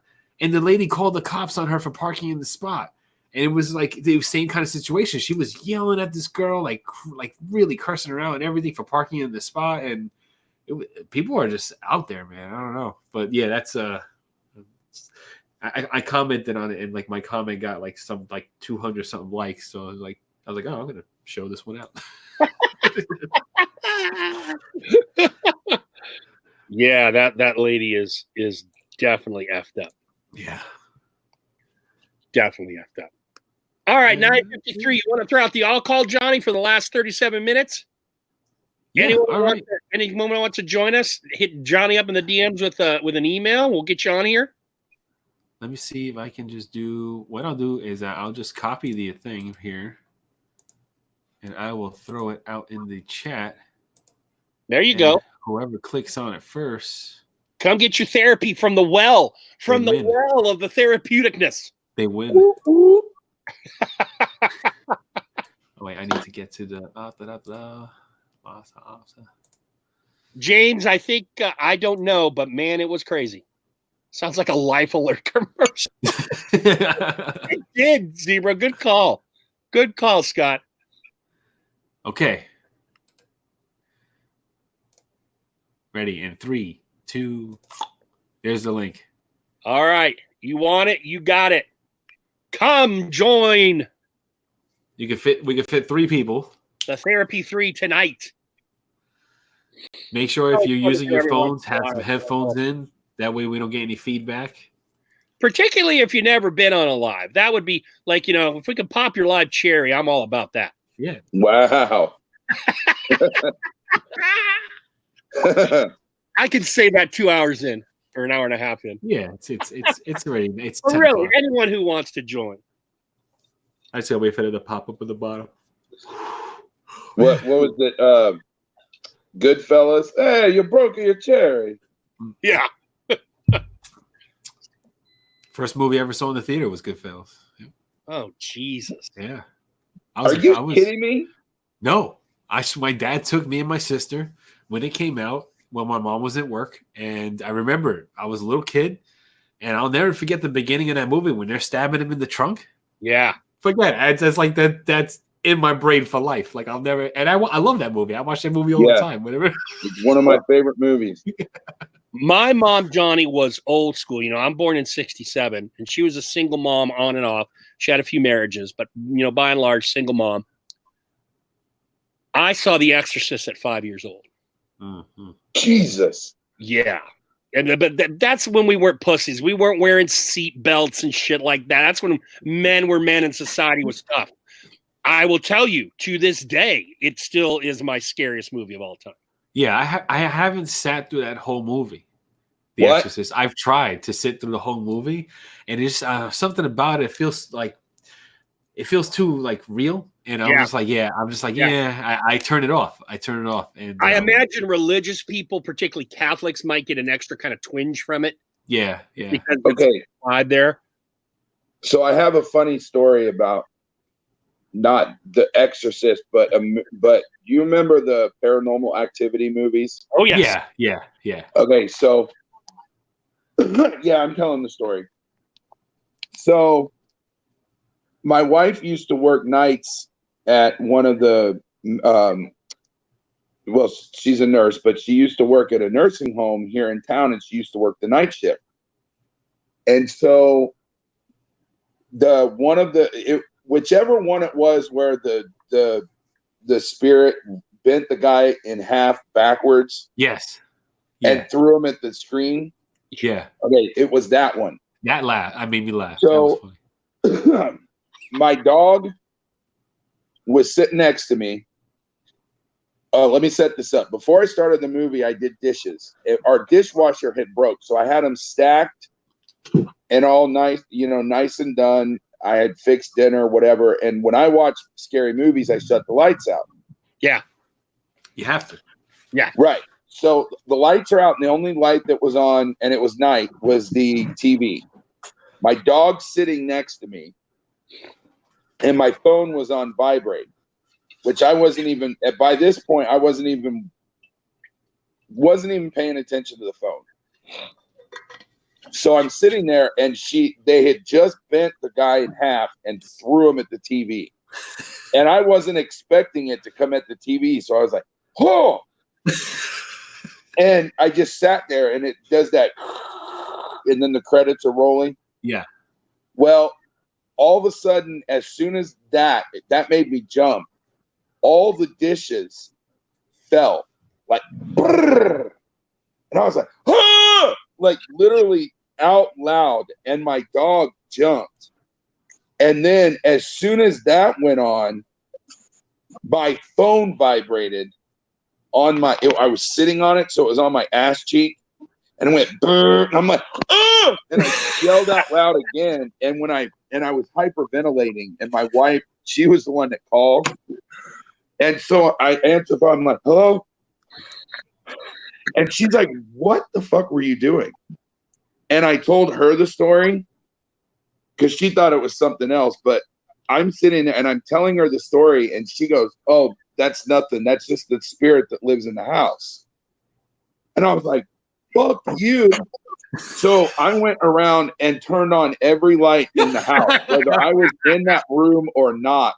And she got off work at 7 a.m. and came and woke my ass up. It was like, why are all the damn lights on in the house? I was like, don't tell me after I just watched a scary fucking movie that there's a spirit that lives in the house.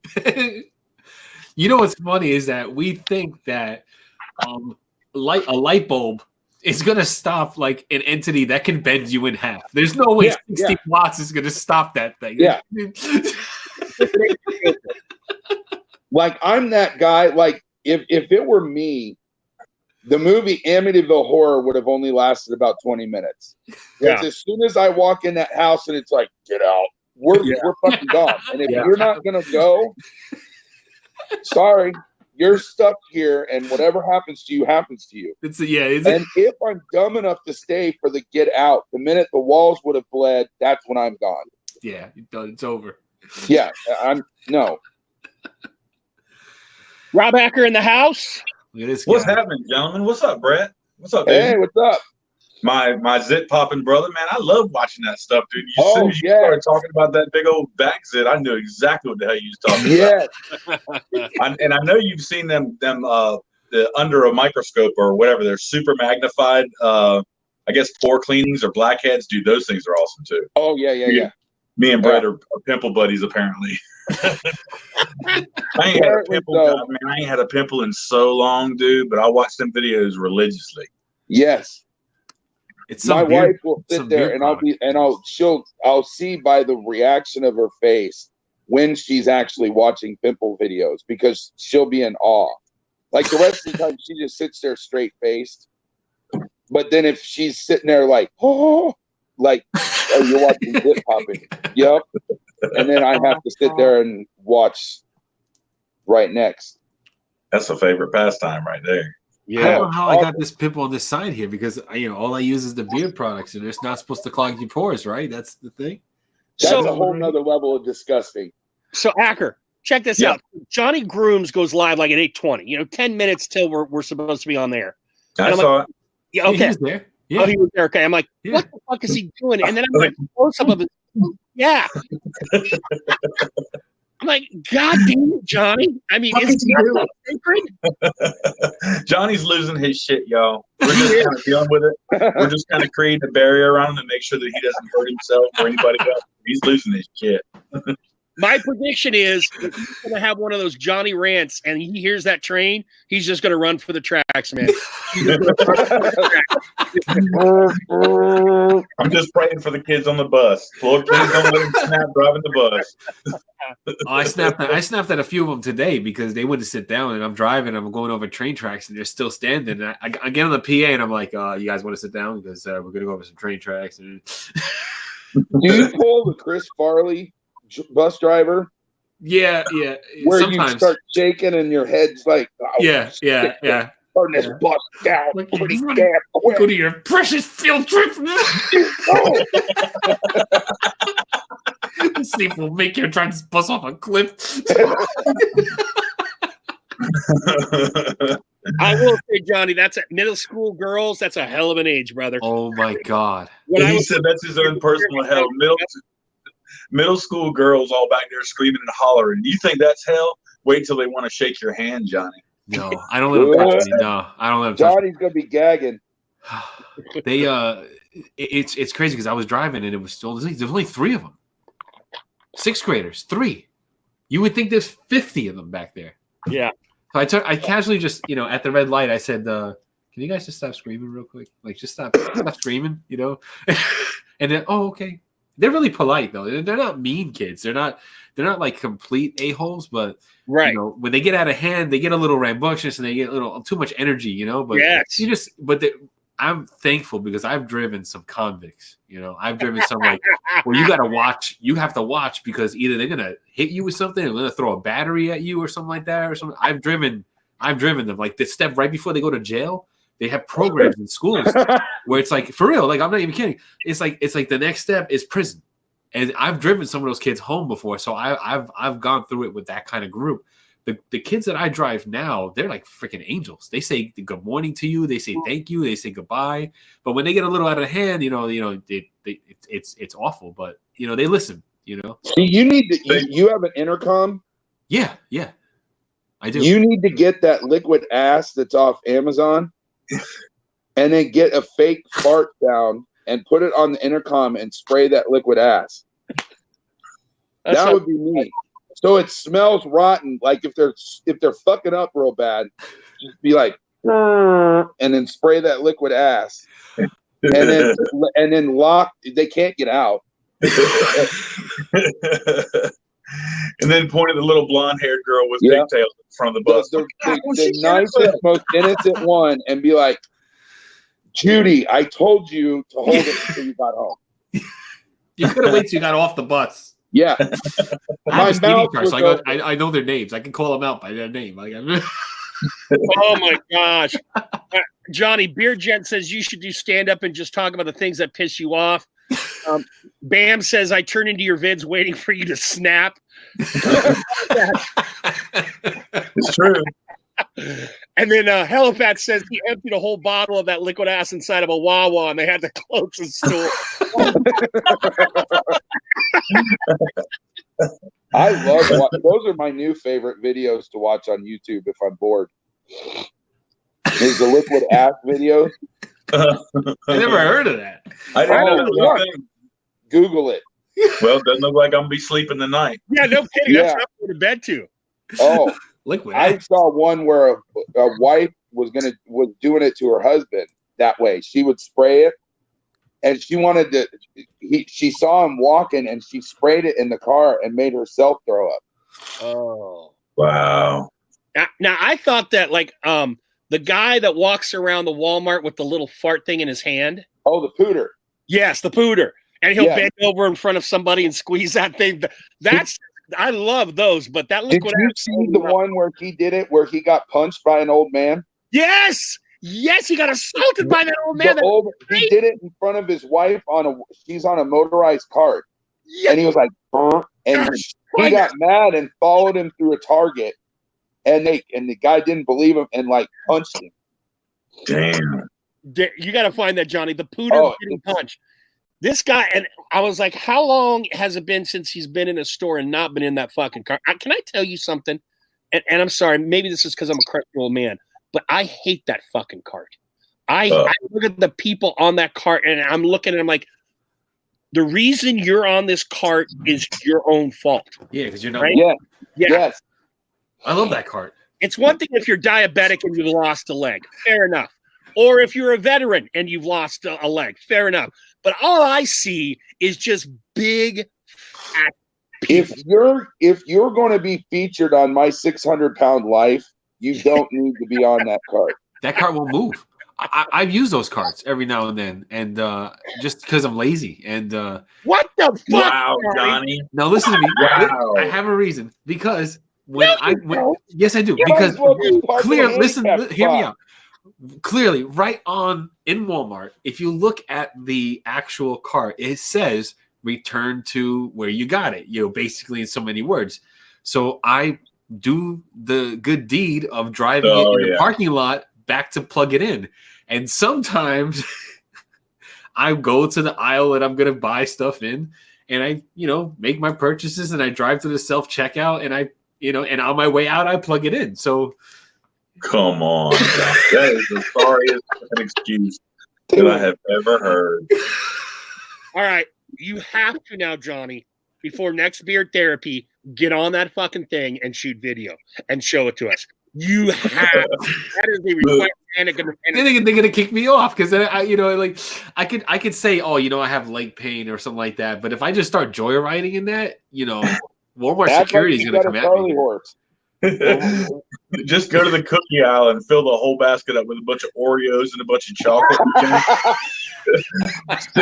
sitting in a fat people's cart in a cookie aisle, damn good well you're wrong. Stop playing, Chunky. I'm just driving, help my hand out, like.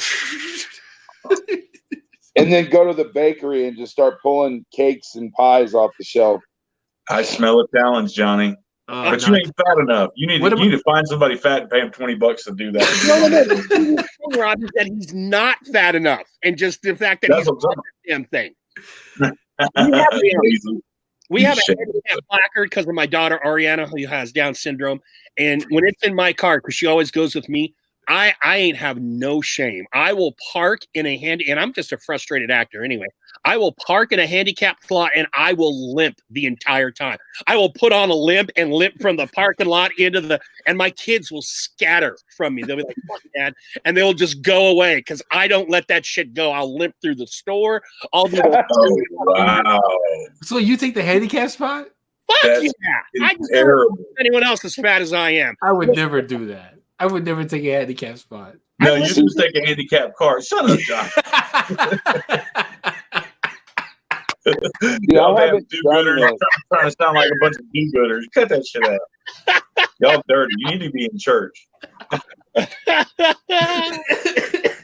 Well, no taking handicap. My thing used to be is I used to do that fart noise with my mouth all the time. Well, I still do it. I can't say used to. But I would do it when it get real quiet in the movie theater. and we went to see the first Avengers with a bunch of friends. And we got there late, so we had to sit in the row right behind the front row at the theater. Oh man! And it got real quiet during the previews, and I just was like, and the people in front blamed my stepdaughter, and she's like, "Dad," and she hit me, and I'm like everybody else is cracking up, and the guy's just looking at her like, "Really? You couldn't hold that till like." That's why you got to watch always that guy, Johnny. That's because that. It's just funny the way people react. I mean, I didn't expect the guy to punch him, but people, because he will put himself in a position where it's very uncomfortable to fart and make that fart noise.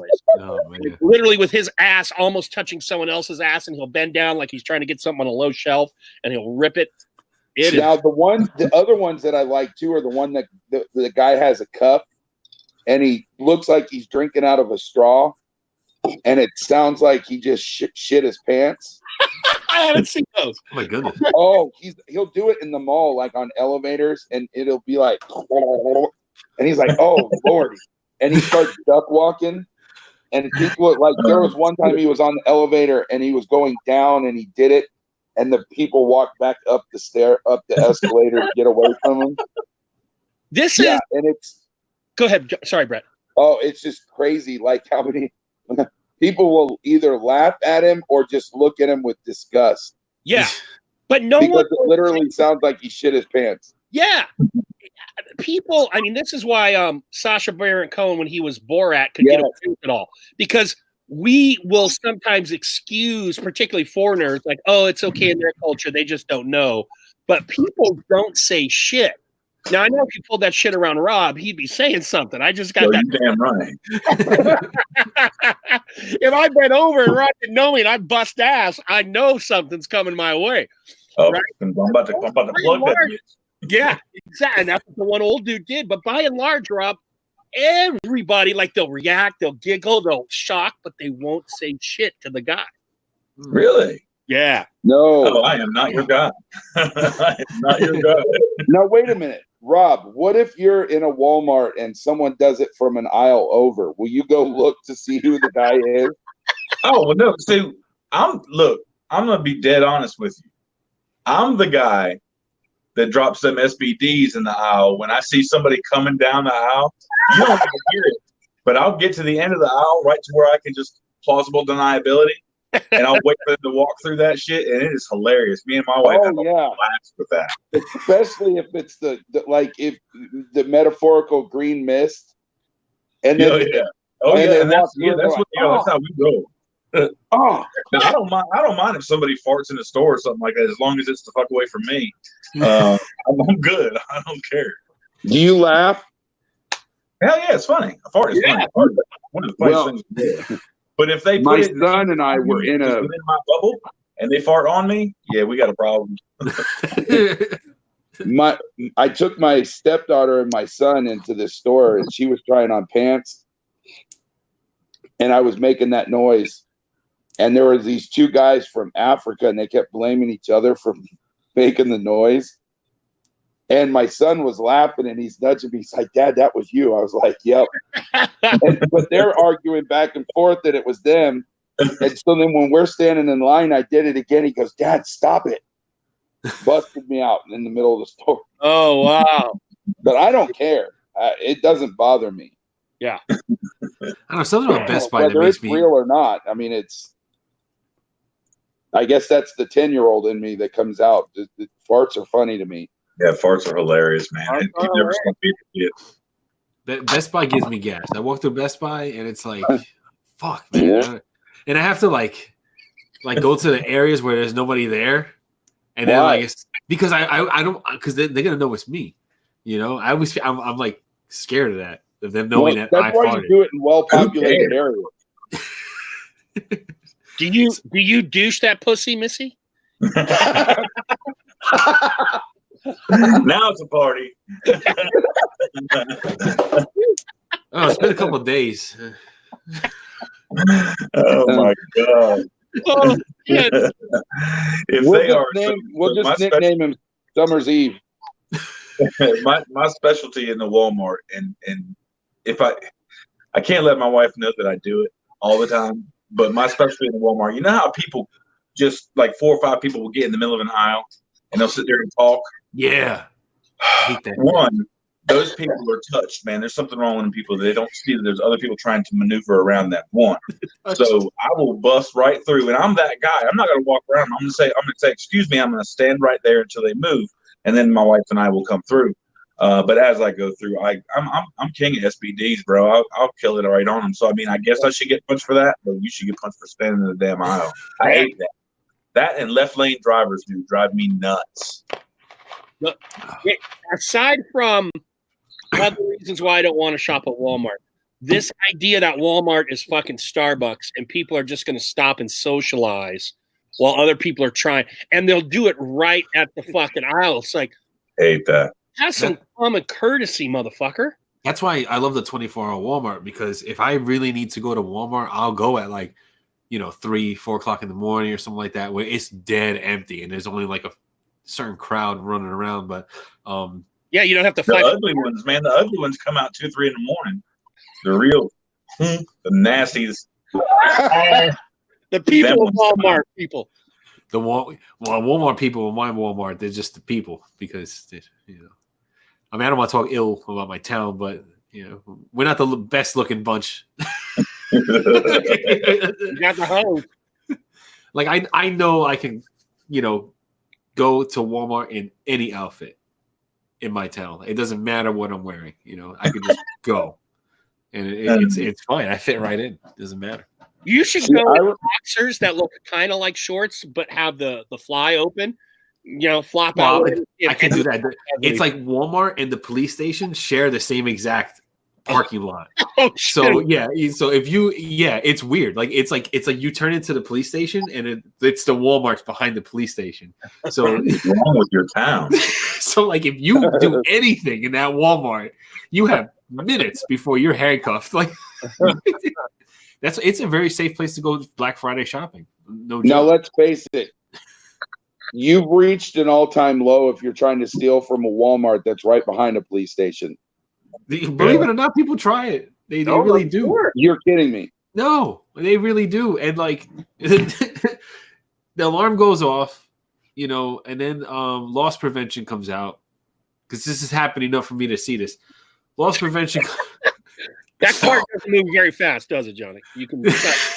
It is slow. I can get out and run fast. Anyway, loss prevention comes out. They have an argument, and literally the SUV comes right there. And I'm like, what were you thinking? He's right there. He's waiting for you. The only thing worse would be stealing a cop car with a cop inside it. I know. It's I hate walking up and down the Walmart aisles and seeing empty packages of something somebody stole or ate or something like that. Yeah, that Man, happened. it was last week, maybe 2 weeks ago. My wife and my daughter and I were in the larger town next to us at one of our favorite Walmarts, and there was this family, mom, dad, and kid. They all looked like they might have been hard on the luck, but they had a basket full of groceries. But eating a big old tub of popcorn chicken, just tearing it up. Yeah. So as we're shopping, I'm keeping my eye on them. They're over there on the meat aisle. They're not really cool about it at all.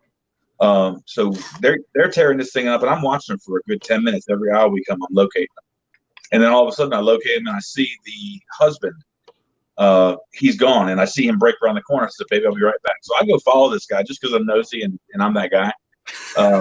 So I watch him go all the way to the damn paper towel aisle to take the bucket of chicken they were just using to put it on the shelf. That's a dirty MF, bro. That's a dirty dude stealing like that. I love that as soon as they hit your radar, you're just locked in. Oh, I'm on it. Oh, it's a curse. It's a curse. Yeah. Good luck taking my guns away. I'm all over it. You know what? If she sees this, she will hurt me. But when I first started dating my wife, she gonna watch.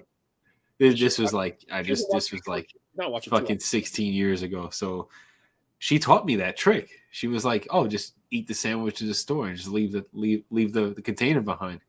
I had no idea people did that shit until she taught me that. What's wrong with you, Johnny? I didn't Johnny do just riding around, just balling out in the Walmart car, just eating a sandwich, throwing the paper off in the corner somewhere. What's wrong with people? This is what's wrong with our society. Yeah, me parking in the handicap doesn't seem so bad now, does No, it was like 16 years ago. I have never done that since. That was the one I need time to start only. picking my friends better. I thought I was a people person. I thought I could read people. Oh shit! Yeah. Hey, so what were we talking about earlier before? There was something I wanted to chime in on because I like to chime in on about.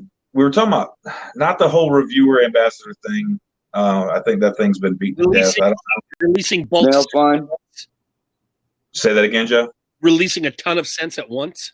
Oh yeah, well that was one too. That was one too, but that's not it. Yeah, that's just a curse for the company if the companies do that. If they release a bunch, and there's a bunch of companies that I see do that, and now that they've done that, they've fallen off. You have a good thing, you don't choke it to death, but that wasn't it. It was something about reviewers. Oh, it was something. Oh, DMs from ambassadors. Are you guys getting DMs from ambassadors? I'm not. It's like, hey man, check out this so and so beer company, and No. have you ever tried them? And they're like having a whole conversation with, hey, and I'm thinking they're going to ask me for my opinion, which happens a lot. I get a lot of DMs, people saying, hey man, have you tried this? What do you think about this? And that's what I thought the conversation was. So a good several comments back and forth. The dude finally says, hey, I'm an ambassador for so-and-so company, and if you ever wanted to try it, I can get you a 10% discount. Get the hell out of my DM, bro. Is that wrong for me?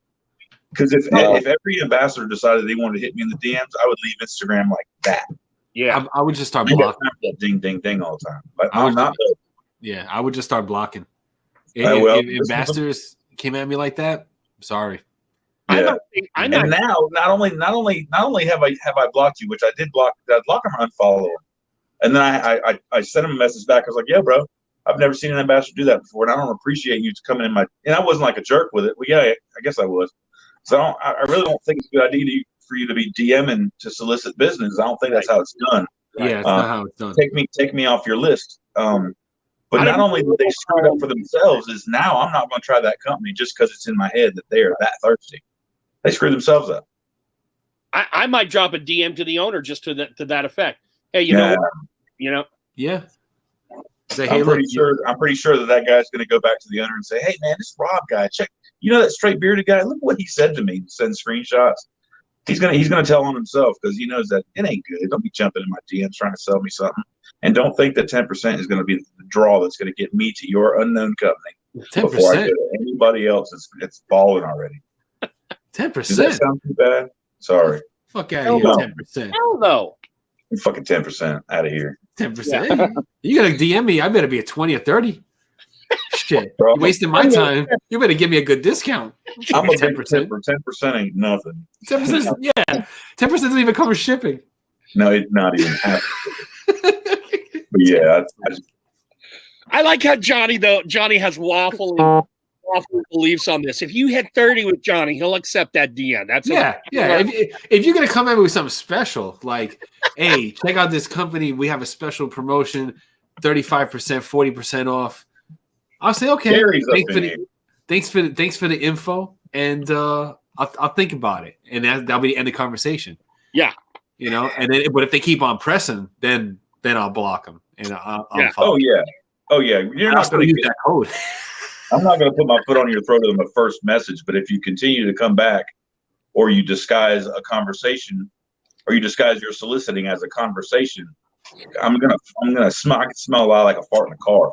I'm gonna tell you about yourself. Yeah. That was like that group DM we got way back. Gary, you're good, bro. What's that? Gary jumped in here. I'm just responding to his comments. We've been neglecting the comments. Go ahead, my bad. Remember when we got looped into this big DM group from a certain owner talking about stuff, and it became fucking commercial for this guy's brand? Was that Barn Brands? It might have been.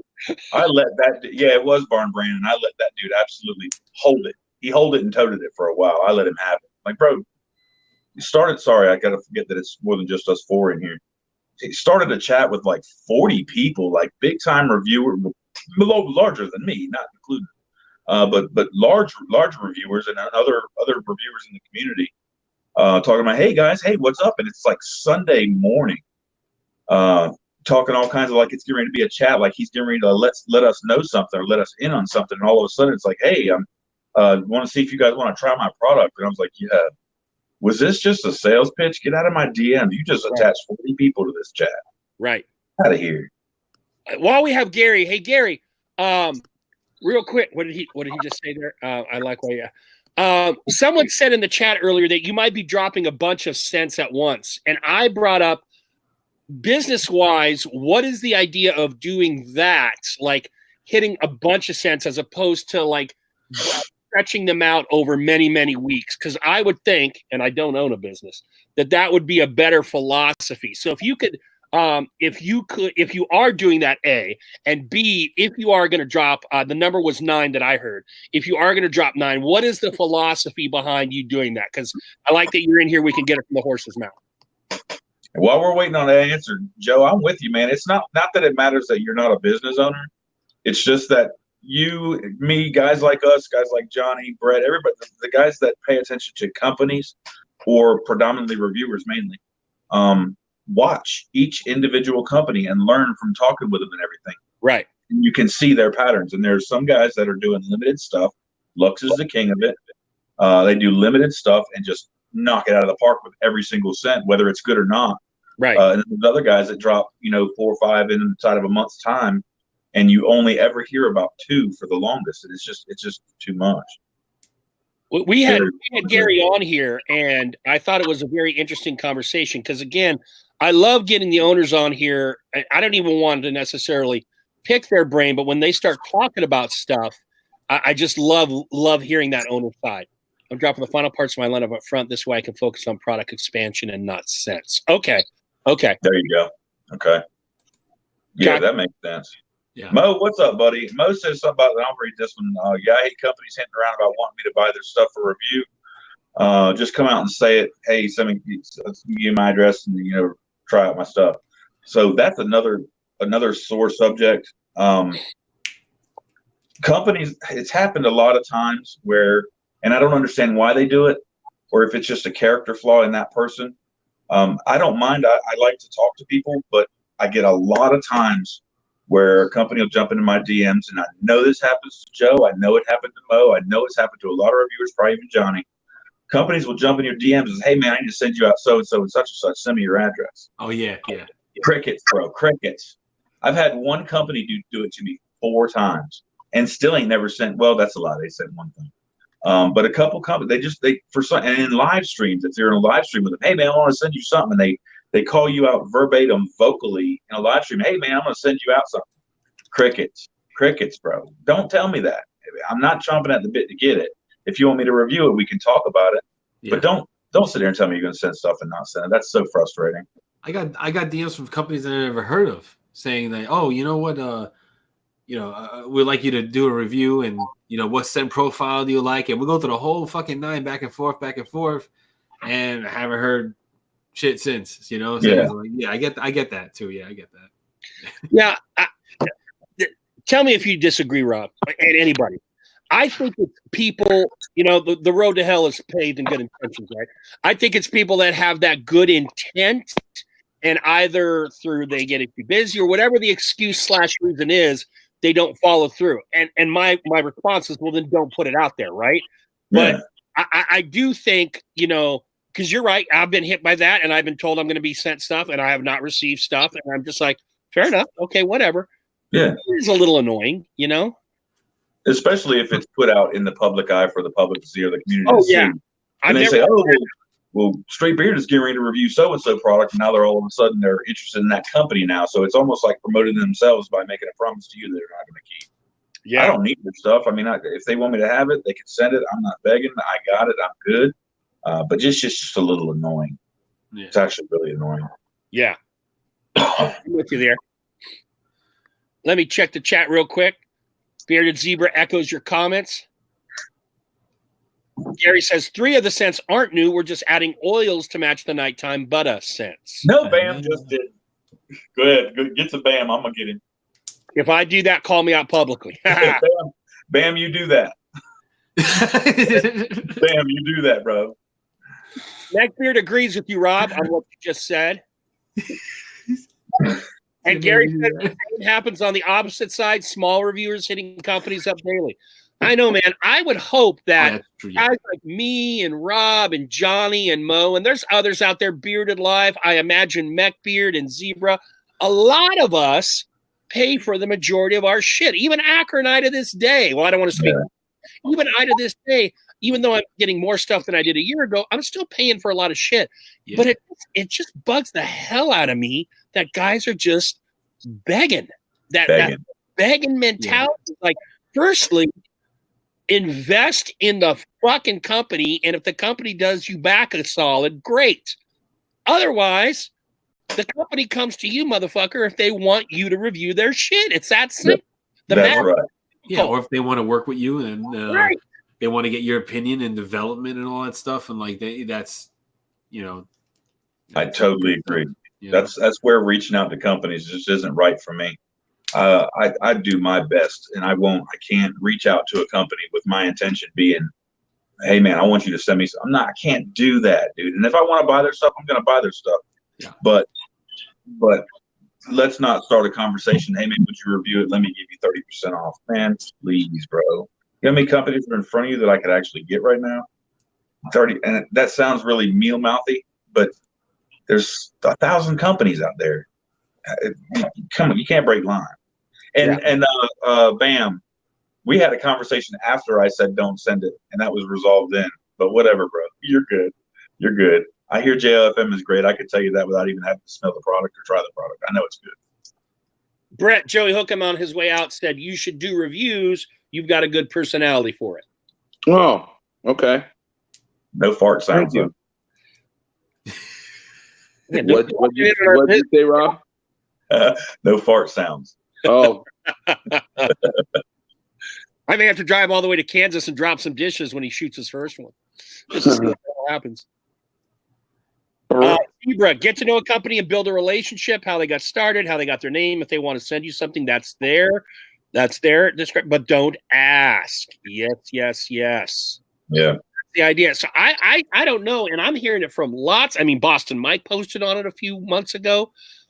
And I know, and Gary just mentioned it, and you know, every owner is getting inundated, and I'm like, well, who the hell is out? I realize there are a shitload of reviewers. I realize this, but who the hell is out there that just has the balls to do this? That hasn't established a reputation with companies either through time, you know, service, subs or follows, if that's what the company is looking at. I just don't get the audacity of it, man. Bro, you'd be surprised how many there are. I mean, I'm not even going to mention the name of this brand new like professional reviewer. You know, it's got like no content up at all, and he hits up an owner saying, "Here's my address. You can send your products here for a review." That's it. The whole conversation. Like, I saw the screenshot. I was like, wow. The balls on this asshole. Like, what the fuck's wrong with you? Right. And then, look, owners, let's stick up for owners real quick too. And owners, to me, they're the bread and butter of this community. I love what they do. I love the great stuff they make and the prices they keep for us and everything like that. But one thing that they've got, not only are reviewers reaching out and begging for product, they've got everybody, and I've seen these with my own eyes, and they happen regularly. And any owner in here is going to be able to attest to this. Hey man, I've been in the hospital with testicular cancer, and I'm in a bunch of pain. And it sure would make me feel a whole lot better if you would send me some products, man. And I promise you, if you send me some products, I'll come back and buy from you. Or I just lost my cat, or I just lost, something. Oh my God. They go through all kinds of beg, which is exactly why I made that product begging video, just for these owners to be able to take that link and send it to the next beggar that just hit their DMs. They don't have to have that conversation. They just send them a link to my video. Yeah. Here, begging your busted ass. I'm gonna make a wish, kid, and I need some beard oil. At this point, and Rob, you and I have been doing this about the same amount of time, a year. At this point, there are companies that are well enough established that they don't need reviewers, right? Oh, yeah, absolutely. Let's just be real. The Bad Dogs, the Chesapeakes, the Honest Apes, the Luxes, and on and on and on and on. Yeah. You know, they don't need the reviewers. And when you show your ignorance as a reviewer to approach one of those owners, yeah, I mean, it's just an immediate turn on. It's just so, I consider myself a reviewer, and I like the peers that I have that I associate with, some who are in here, Mo, obviously yourself, Johnny Grooms, and others. And when people like that give us a bad name, us as reviewers, whatever that title means, it just pisses me off, because I know you and I and Johnny and others are spending our hard-earned fucking cash just to engage in this hobby. Right? Yeah, I'm not doing it this year. Anything that I buy this year, last year I bought for reviews specifically. This year I'm buying stuff I want. I want Grizzly so bad I can taste it. I want to try that stuff so bad I can taste it. So, and I'm gonna have to buy it. I mean, he hadn't reached out, and that's fine. I'm gonna buy it. Right. And I'm in the same boat, brother. I'm like that with Anointed AK. I'm not looking doing at Anointed AK stuff, and I'm like, I gotta get some of this shit. Rob got a of Anointed AK about a year ago, a little less. Yeah. He actually dropped a damn grip on me of AK, and it came out of nowhere. I think it was around the same time he dropped his little Reese's beard oil, but he dropped a bunch of stuff on me. And that was a great company, great sense. I really enjoyed it, and I think that it conveyed well for him. But for any of us in this chat or smaller reviewers that think, might be sitting on like 600 or some YouTube subs, which is nothing, and I don't care about that number.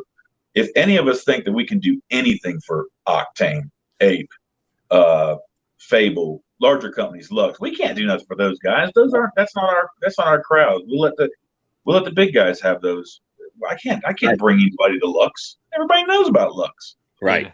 Yeah. And again, as Colin said on this show, which I think was the best comment of the night, I think, and I'll keep saying this shit because I think it was so spot on.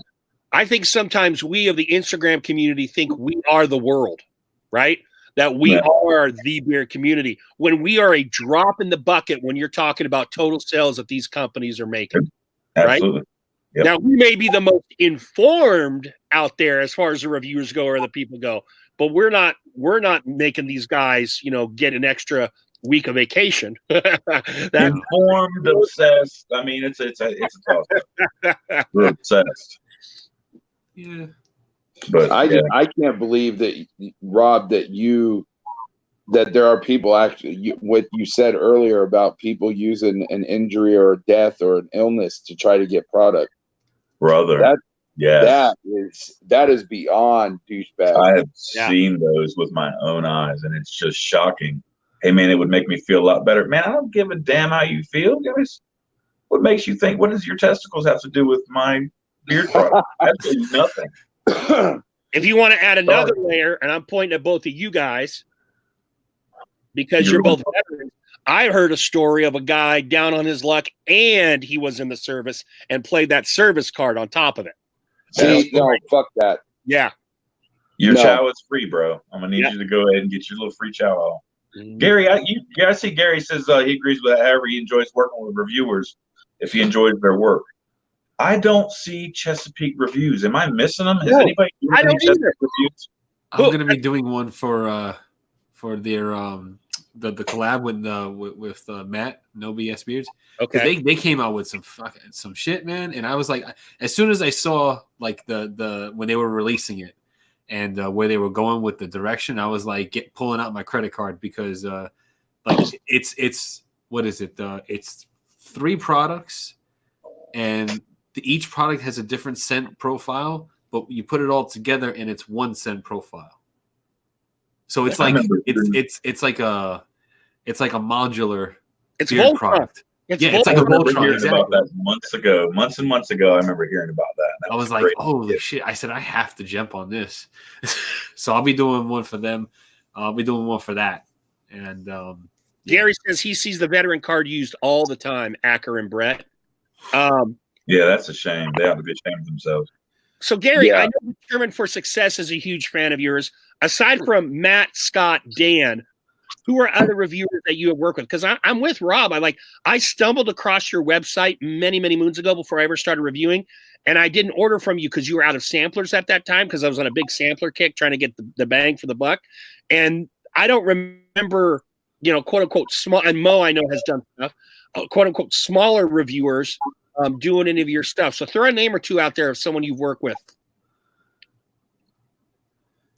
I did Old 57 for Chesapeake. Yeah, that was the only review I think I did something for French Crush, but I'm not sure. But you did it on your own, right? Yeah, I did those on my own. There wasn't like he commented that he likes, or that if he likes a reviewer's work, he likes to work with them. Yeah. So here is a very miniature review on the little bit of Chesapeake stuff that I've tried.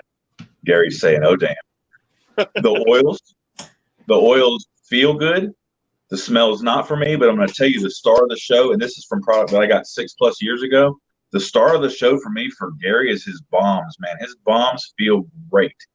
And I know that I don't even think I've told him. I may have told him that, but Gary's bombs feel really damn good. They're nice and light. Yeah, they work really well. And Scarecrow is a great scent. I really do like Scarecrow.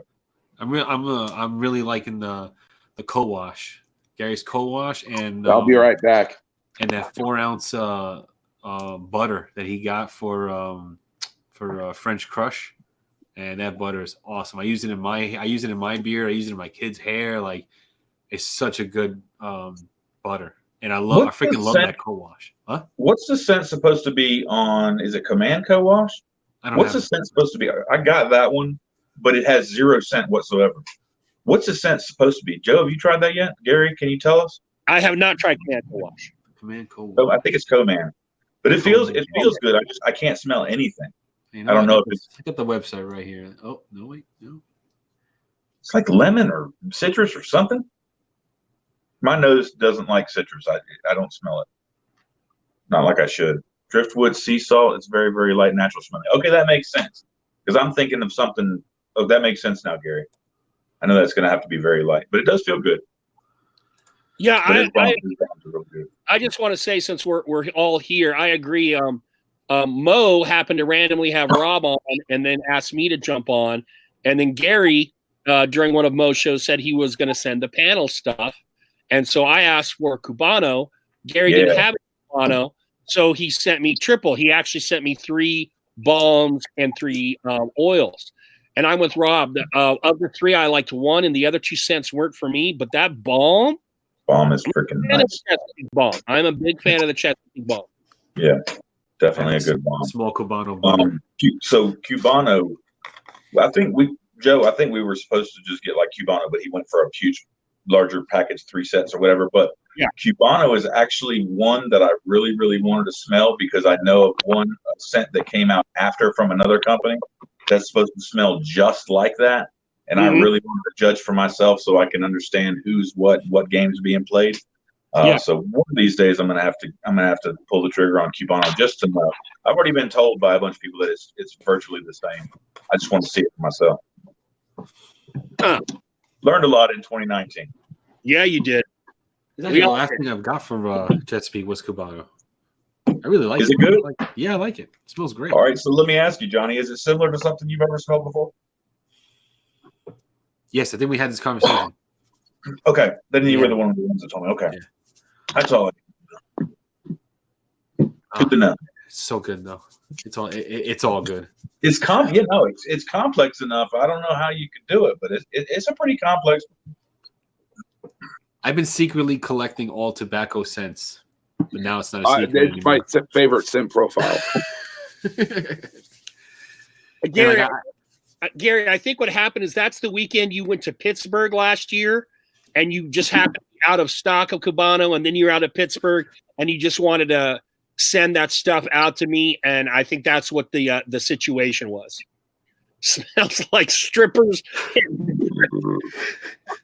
Smells like strippers and depression. Is he talking about Cubano? That's not a sales line. I don't know what is. I'm gonna tell you what. There's a tobacco scent out there that's not been released.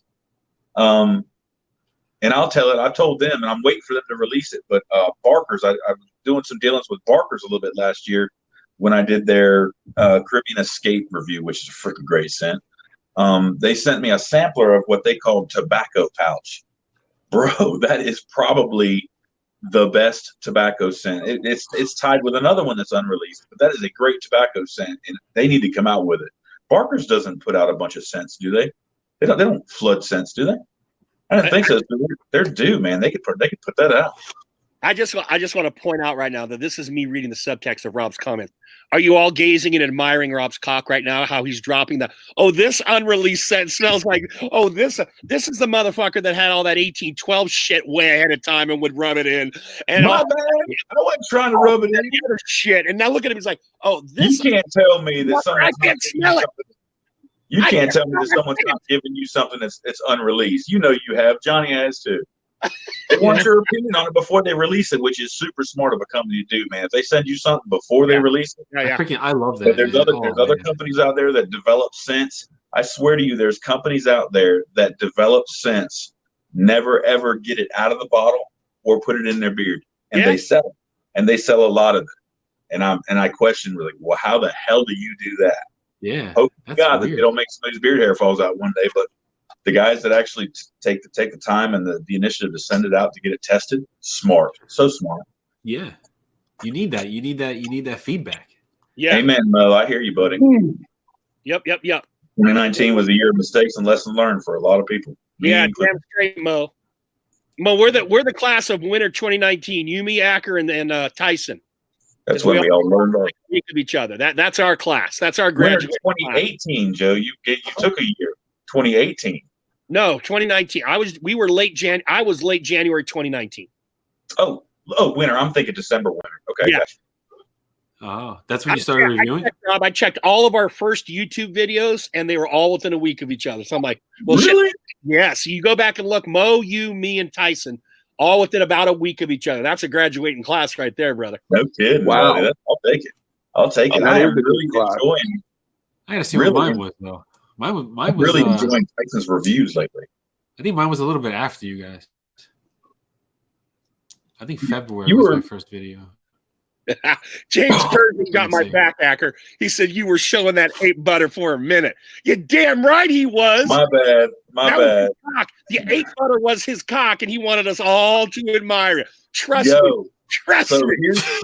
Here's the deal with the ape butter. That ape butter was supposed to drop like 2 weeks after I shot that and showed that. But then they started moving and everything got absolutely crazy hectic, and I think they had a death in the family, so it's been pushed back.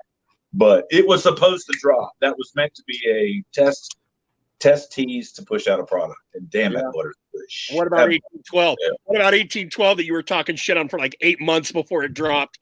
Look who released that. Don't forget who released that now. I know. We all released that. I know. February 3rd was my very first review, and I did Badass Beard Care.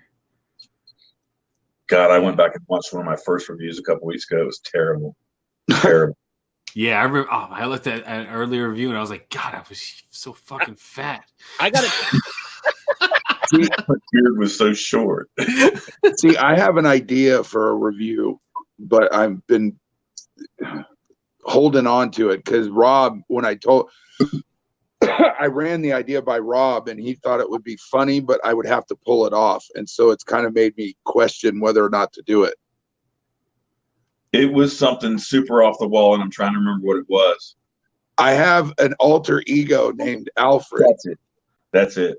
And the idea was to like totally jack my hair and my beard up and do my Alfred impression, and then cut the video to where I put the oil and balm in and looks straight pimping, to where the oil and balm is so good that it would make you look. That's a good idea, but you're only pulling that off one time. Yeah, I know. You can't do it. It wouldn't be my shtick the whole time. Yeah. James, it's difficult to keep it fresh. Yeah, man.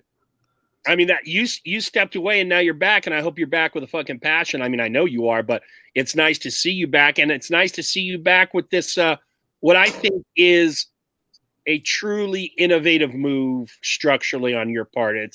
I commented, I said, I wish I thought of it. I wish I had. I think it's a genius decision on your part.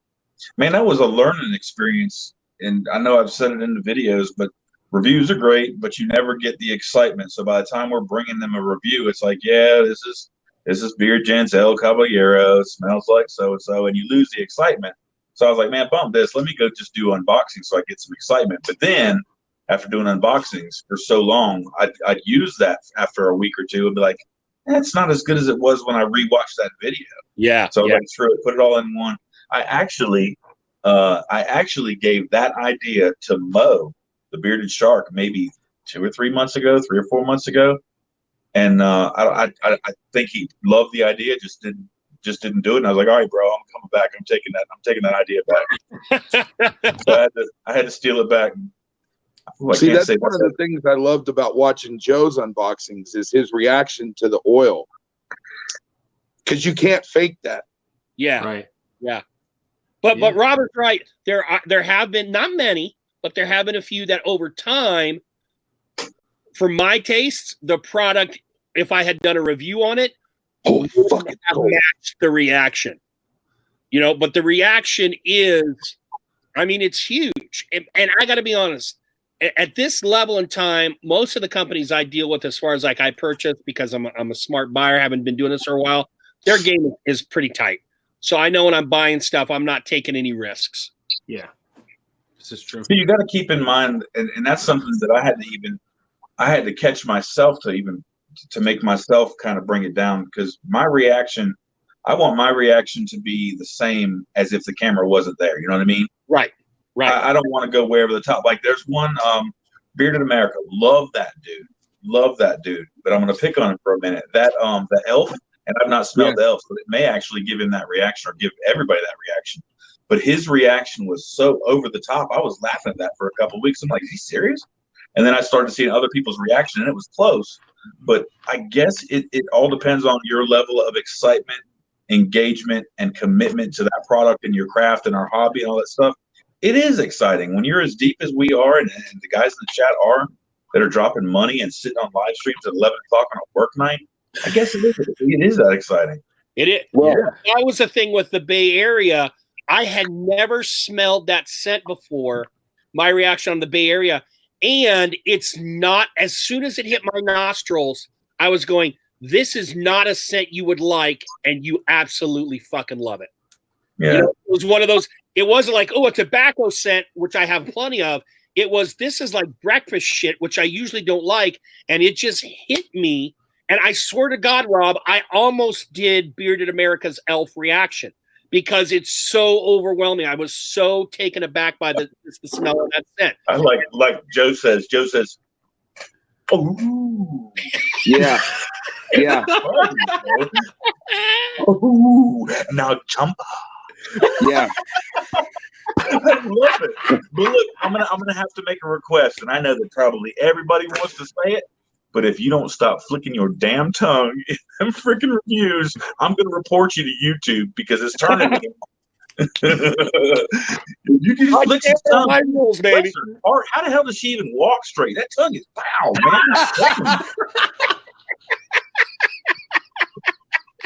man. Trying not to go to hell talking to you. It's all in the technique. I'm gonna tell you something. I'm gonna tell you something. The technique down. It's like a damn bulldozer.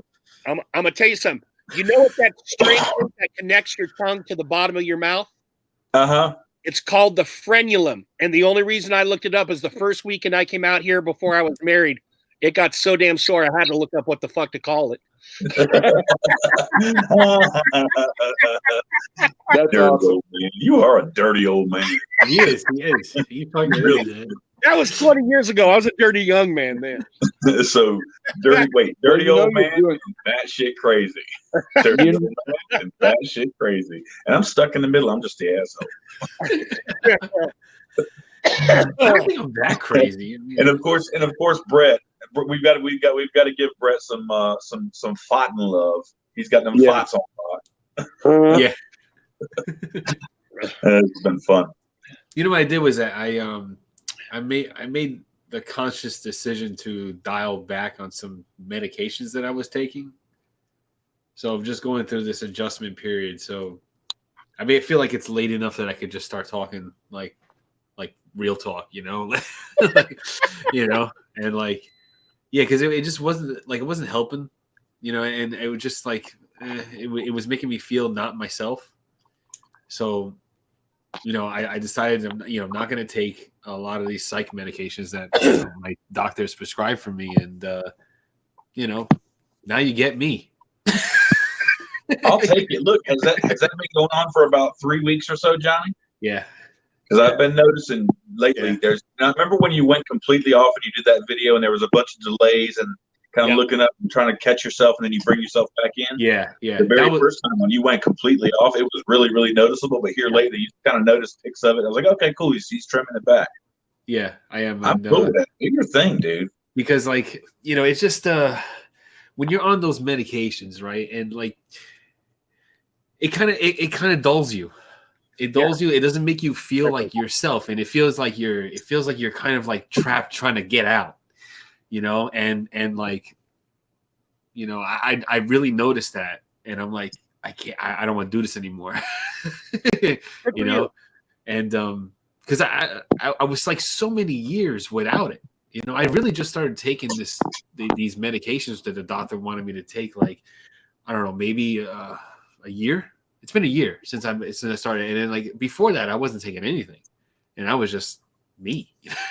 But now, I wasn't feeling like myself, and I was like, it's not helping. I'm feeling more angrier because I don't feel like myself, and now that it's going away, I'm starting to feel like my old self again. And so I apologize if I keep on going off, and Now go off, dude. I love it. I love it. I keep talking about the seatbelt video in the comments, and I missed the damn seatbelt video. That must have been this morning. Oh, that pissed me off. You know what happened this morning? Holy shit. This morning was a fucking shit show. This morning, right? I'm at work. I get there at, 5 o'clock in the morning, and I'm working. And we have fucking 90-something drivers coming in. This one chick decides not to call in, nothing. She calls in a half hour late than when she's supposed to start, saying that she just woke up. So we're like, fucking really? And I'm like, all right. And they're like, John, you gotta jump in the bus. You gotta go because this is already 20 minutes late. And I'm like, well, what the fuck for? By the time I get to the area, it's gonna be another 20 minutes. So this run's already gonna run 40 minutes late. So I jump in the bus and I'm like, with the seatbelt, I'm like, and I'm like, all right, I guess calm down. You're in a rush. This is what happens with seatbelts. You pull them hard. So I gently pull this thing up and I get the slack needed to go. And I'm like, and it's not fucking buckling. And I'm like, what the fuck? I'm cursing. I'm screaming. I'm punching the fucking steering wheel, flipping the fuck out. Finally, I suck my gut in hard enough just to get this damn thing to click. And I can't put the shoulder strap because the shoulder strap, it's like my boobs are coming around. That's how fucking tight this thing is. So I get it around and I do the whole run. Finally, I didn't get anybody because how late it was. But when I took that seatbelt off, it was like it flew off me like a shot. And that's when I made that video. I was like so pissed. I gotta watch it. It fucking hurt, man. The whole time I'm driving, it feels like it felt like someone was behind me, like a midget was behind me holding that thing back, and it was just. Yeah, it wasn't a good morning. That wasn't a good morning. I'm watching that as soon as we get off of this. Well, you got a playlist, Rob. You got farts. You got Johnny Groom's. What was the other one? There was something else that Brett brought up. I was supposed to watch something great. I forgot. What's your number 2 besides Zits, Brett? What was it? Remind me. Oh my God. We'll come back to that. Oh, Liquid Ass. Oh, Liquid Ass. Liquid Ass. Yeah. I never heard of that. Yeah. I had to Google All over that. That's what was it? I think it was $4.99 for the jar for the bottle. It's a little small pump bottle. It's like $5. It's a spray, and you just. Johnny's cool. Gary says Dr. Pimple Popper. Dr. Pimple Popper is good on YouTube, but she's got a TV show now, and that is so tame. It's not even worth it. I heard she was getting her own show. Brett knows who I'm talking about.